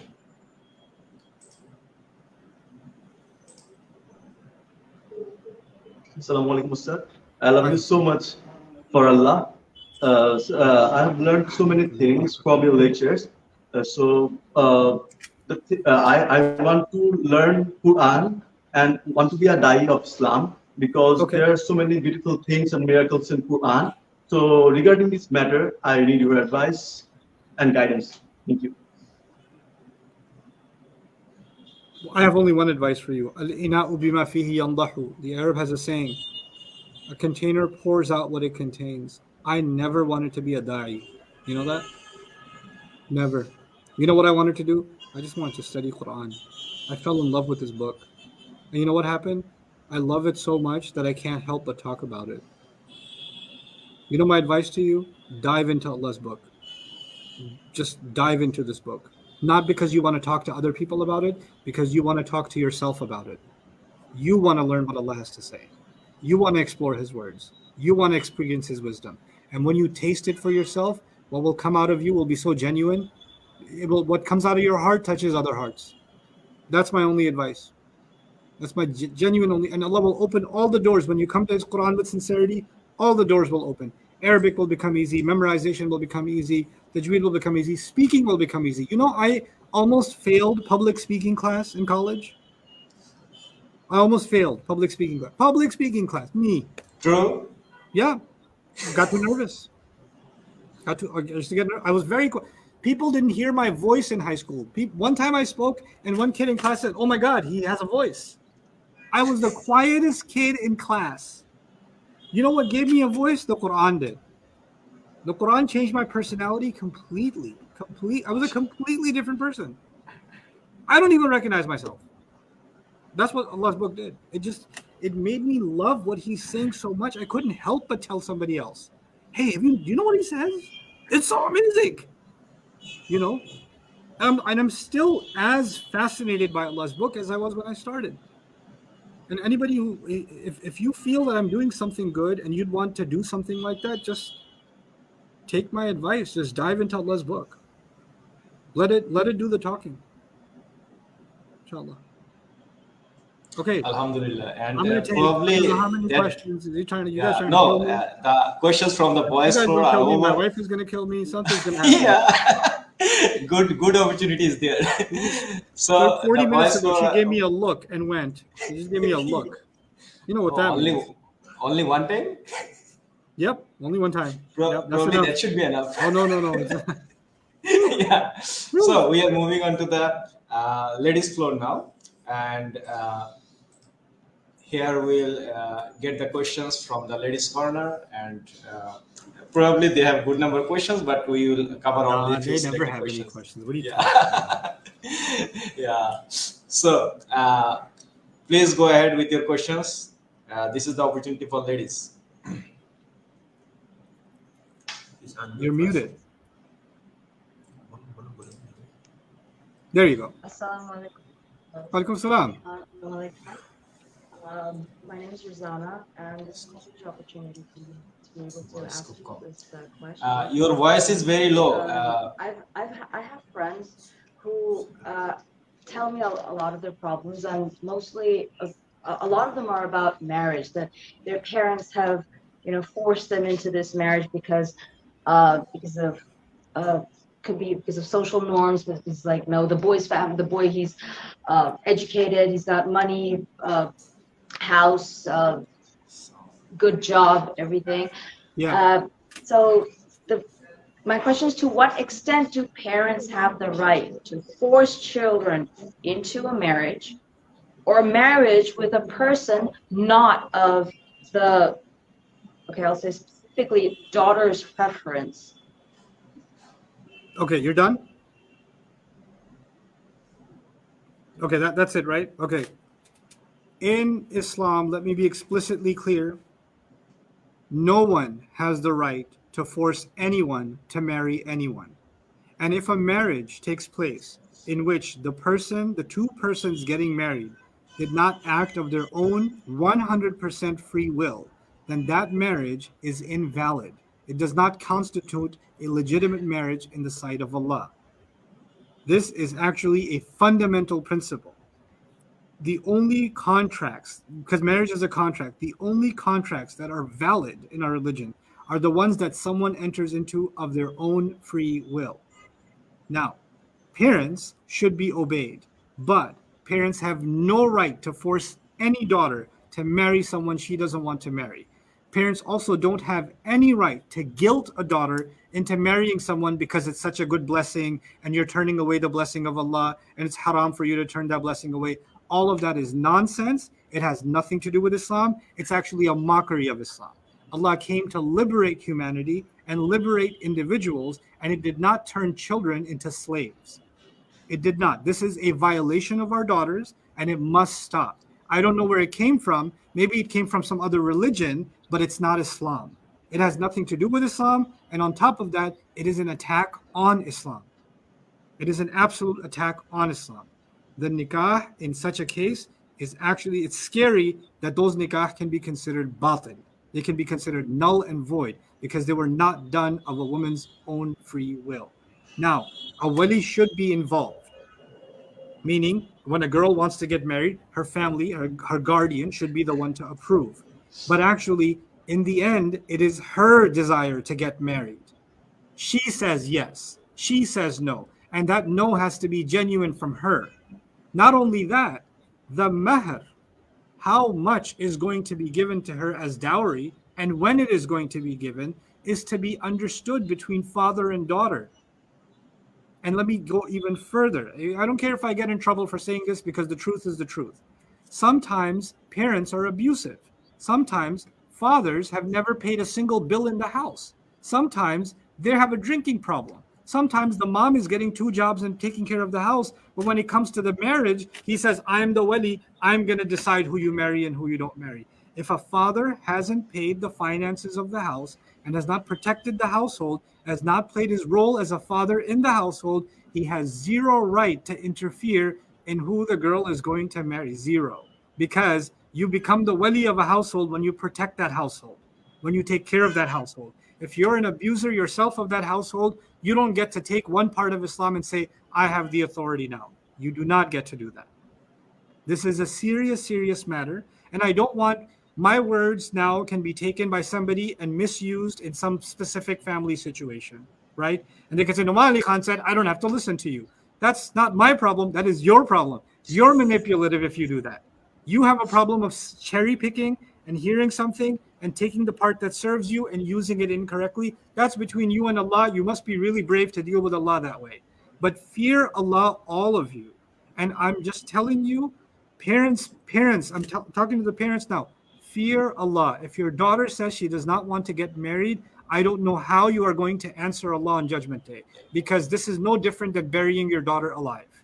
This is not any different. I absolutely hold that view. I am a father of daughters, and I say that with 1,000,000% confidence. Now, may Allah never make me a father like that. I will go even a step further.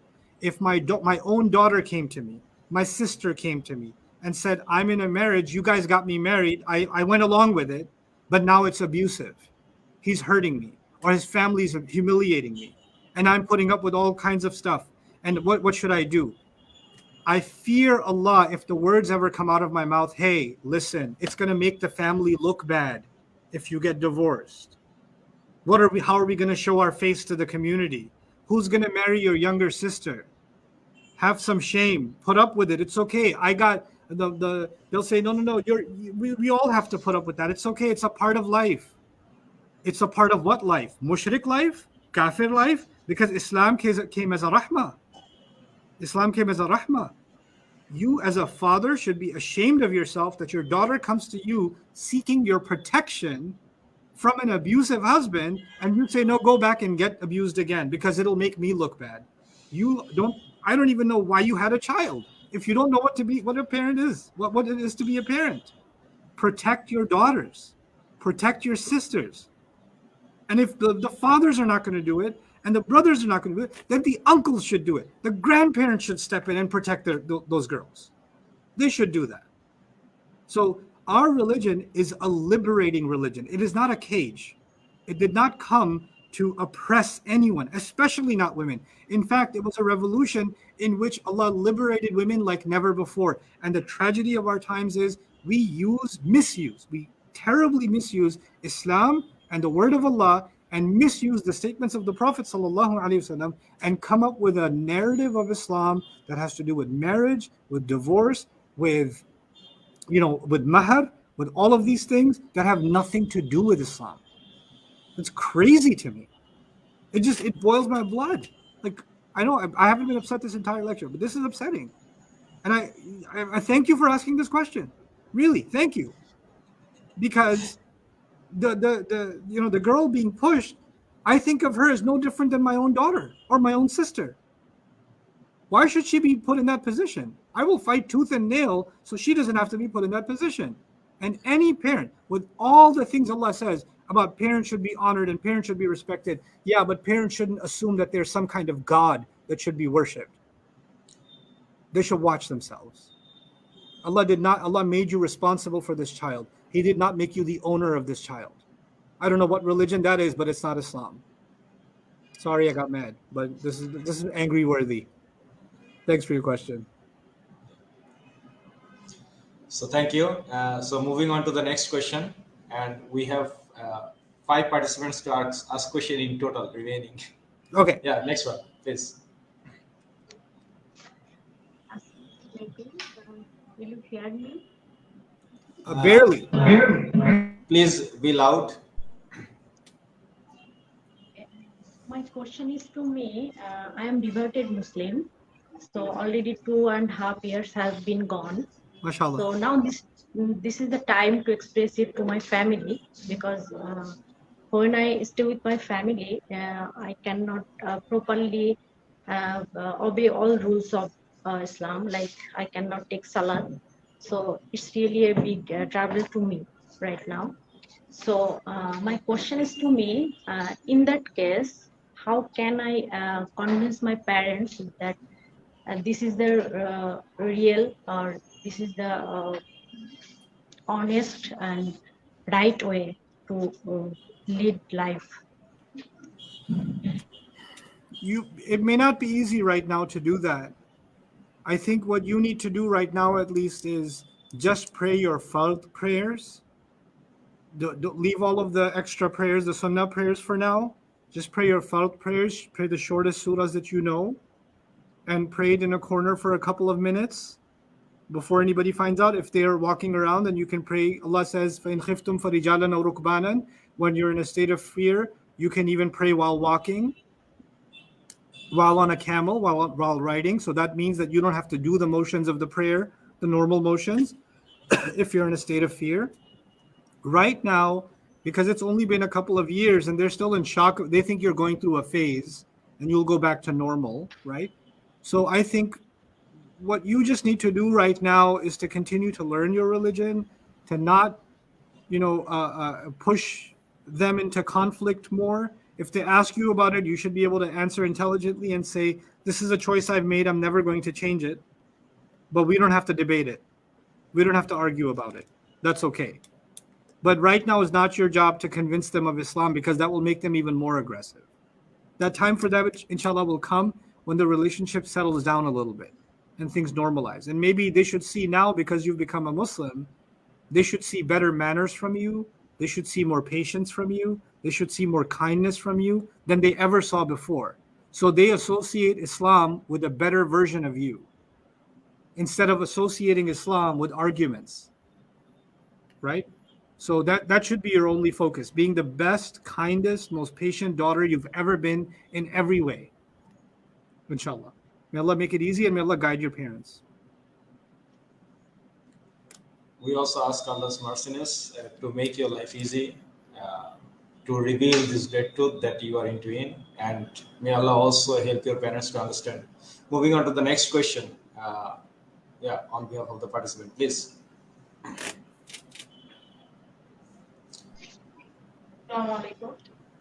This question is from the audience, and she doesn't want to disclose her name. I'm reading from her sheet. So, Assalamu alaikum. I've been sent a divorce letter recently. I've spent and wasted more than 7 years behind this nasty family. So please guide me and tell me something important which will give me sukoon and support. I'm physically ill from post-COVID symptoms and mentally in a very low state. Please make dua for me and guide me on what can I tell my sad parents. Thank you. What I'm going to tell you is that sometimes Allah brings what looks like bad news, but maybe the best news in your life. Sometimes there are people in your life that are nothing but poison. And them pushing you away, maybe them doing you a favor, because you don't need those kinds of people in your life. And your parents, what will give them happiness is you being happy. And you clearly weren't happy in that marriage, so that's okay. If people don't, remember Allah's words. He says, when the two part ways, and each of them, Allah will give from His own vastness. You've just been given from Allah's vastness. So instead of other societies like Christian society or Hindu society, when somebody got divorced, it was like a black mark was put on them. They became cursed. They became the black sheep in the society. In the Quran, somebody who got divorced, Allah says not only it's okay, He says, now I will open from my vastness for you in particular. What a merciful religion. What a profound religion. He takes something that culture considers something terrible, and He says, yes, people think it's terrible, but I will take care of you.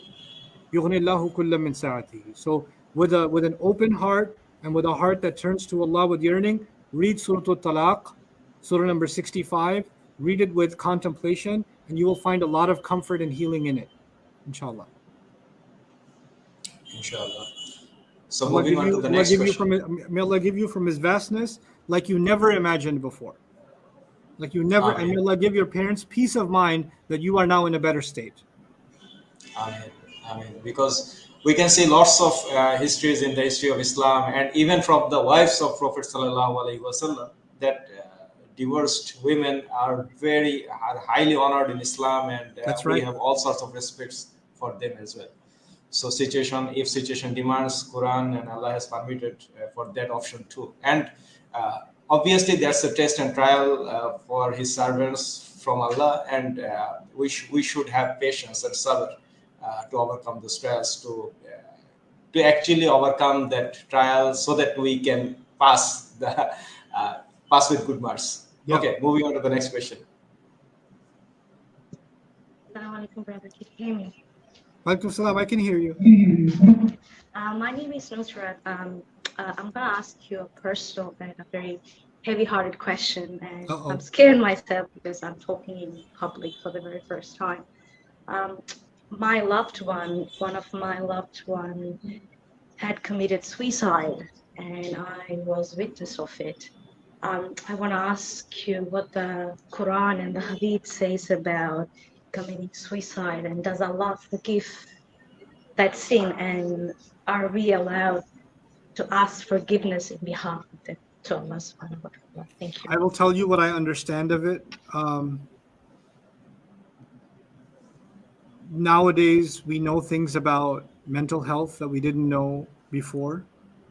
And we know that in our deen, when people are suffering from some kind of mental disability, mental disorder of any kind, that they may not be mukallaf, they may not be responsible for their actions. I'm terribly sorry to hear about the loss in your family, and that this person was brought to that point. I don't think that you should be thinking that you cannot pray for this person, or you cannot ask for Allah's mercy for this person. And we just ask Allah that He knows what we cannot know, right? He knows what we don't ourselves know. And to make an oversimplified assumption based on some hadith, because the Quran never talks about it. So there are some hadith that may talk about it, but even those hadith are highly contextual. So making a generalization is problematic, in my opinion. And so I would not feel hesitation in making dua for a loved one, even in that circumstance. So I pray that you find healing in that, and I also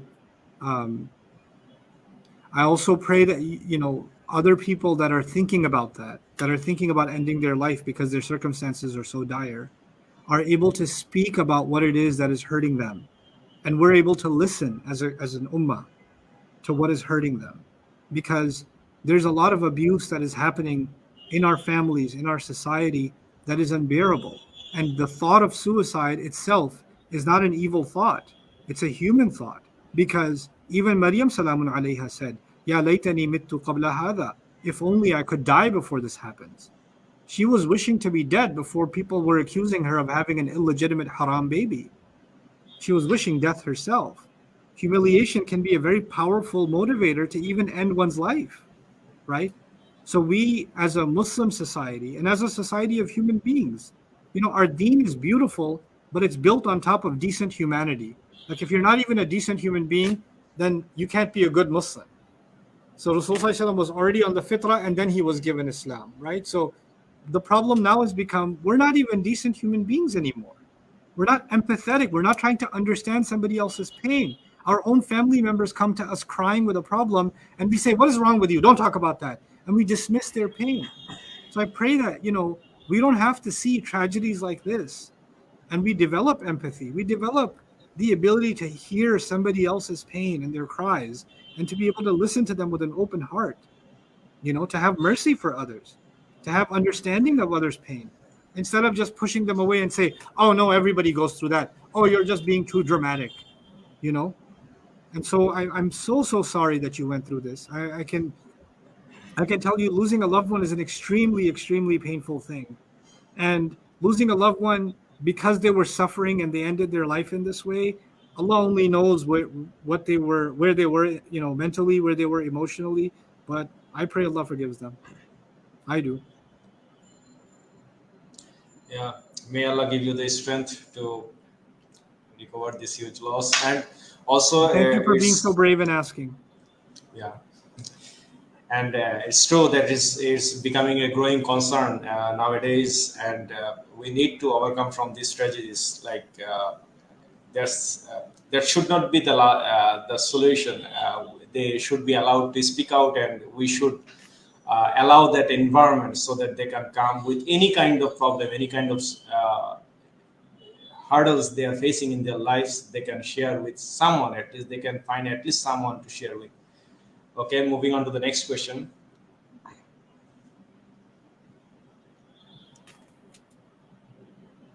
Yeah, please.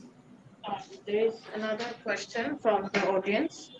My father is in a relationship with another woman, but in front of everyone, he's a good person. What should I do now? You should talk to him.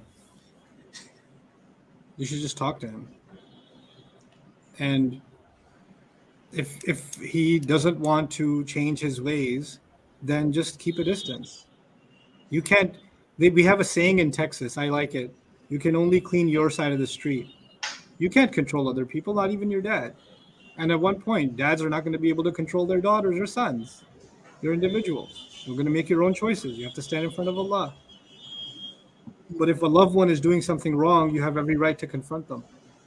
I don't think you should be going around humiliating them, but absolutely you should be confronting them.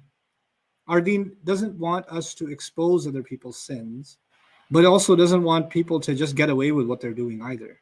In a controlled way, in a responsible way, he should be confronted about what he's doing.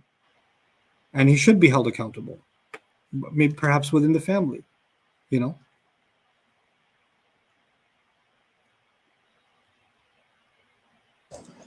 Okay, so we are taking the last question.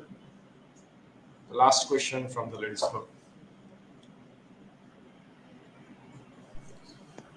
Assalamualaikum Ustad. My name is Maimuna, and my question is how a person should behave on their first meeting with the potential spouse.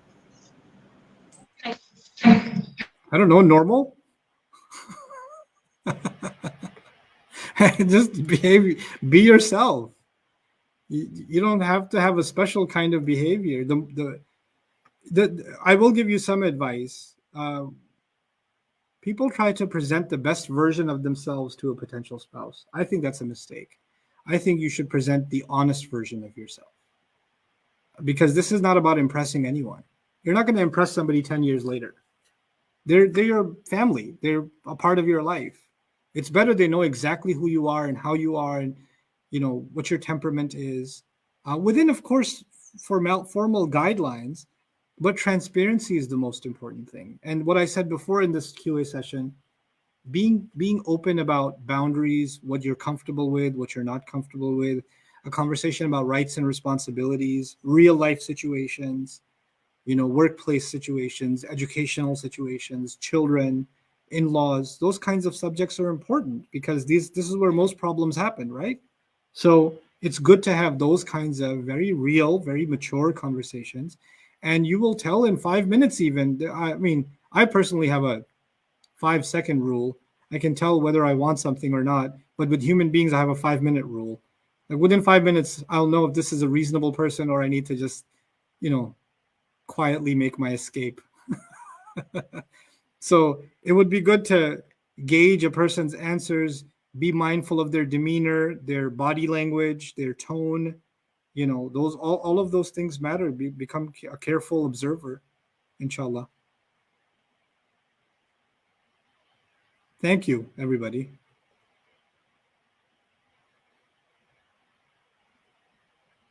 You're muted.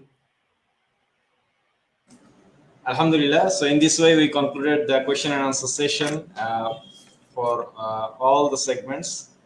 And so I don't want to make it further, but just one very common query from most of the participants and for all those who couldn't participate.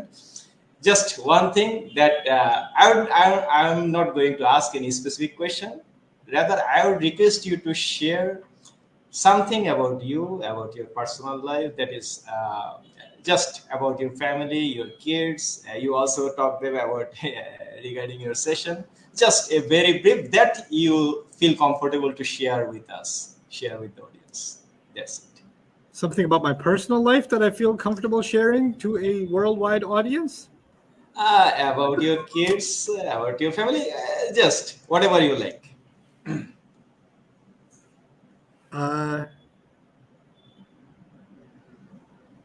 Okay. I discovered very late in life that one of the most valuable gifts you can have in this life are genuine friends, truly genuine friends who they're happy when you're doing okay, they're happy at your success, and they are sad at your failure, and they're there for you in difficult situations, and you're completely safe to talk to them openly and completely. And I've had many people that I thought were friends in my life, but they weren't. They were just, sometimes you get people in your life that are friendly, but they're not friends, right? And when the situation arises, then you realize what they really are, right? But I'm very grateful that I actually have now in my life genuine friends. And those genuine friends are my best kept secret. They're just mine, and nobody knows about them. So I couldn't underscore the importance of that enough. Like, one thing I don't talk about, because it doesn't seem like it's important to talk about, but not for you guys, is that being in the position that I'm in, I don't see myself as a celebrity. I don't see myself as something special. I see myself as a normal person. But the world doesn't let me see myself as a normal person. True. Right? So it makes it very difficult for me to have normal relationships. Because if I just meet somebody at the masjid and I just want to become friends with them, that I can do that, but they turn around and say, "Hey, you know who's friends with me? Do you know who's friends with me?" Right? Yeah, people become crazy. And that's no longer a genuine relationship, right? Yeah. Because they're like, they're not friends with me. They're friends with the personality that's online. They're friends with the persona, not the person, right? So in my position, it's really hard to have genuine friends, and alhamdulillah, I have that. And it took me a long time to have that, but I have it, alhamdulillah. So that's something personal that I'm grateful for, and I pray all of you have it in your lives, inshallah. So, Nouman Ali Khan, thank you so much. I don't have words how I should express our gratitude on behalf of myself, on behalf of the University of Scholars, on behalf of Bangladesh, and on behalf of all the participants here, participated here, watching through, and will watch later. They were so excited with this event, and they will be excited sooner. And you have got this as well, that you have got the official invitation from all the people's heart that you should. It's official. Yeah, it's official. Later. Yeah, and we will be delighted to host you again soon, and we will be waiting for that. Next time you host me, I'll be on the 13th floor. Oh, great. We have no objection with that. So there's the last thing from our side. And thank you everybody for your wonderful questions. I really had a good time. I hope you guys enjoyed yourselves. Make dua that as I head home, I'm safe. You know what I mean? All right. Assalamu alaikum wa rahmatullah. Assalamu alaikum wa rahmatullahi wa barakatuh.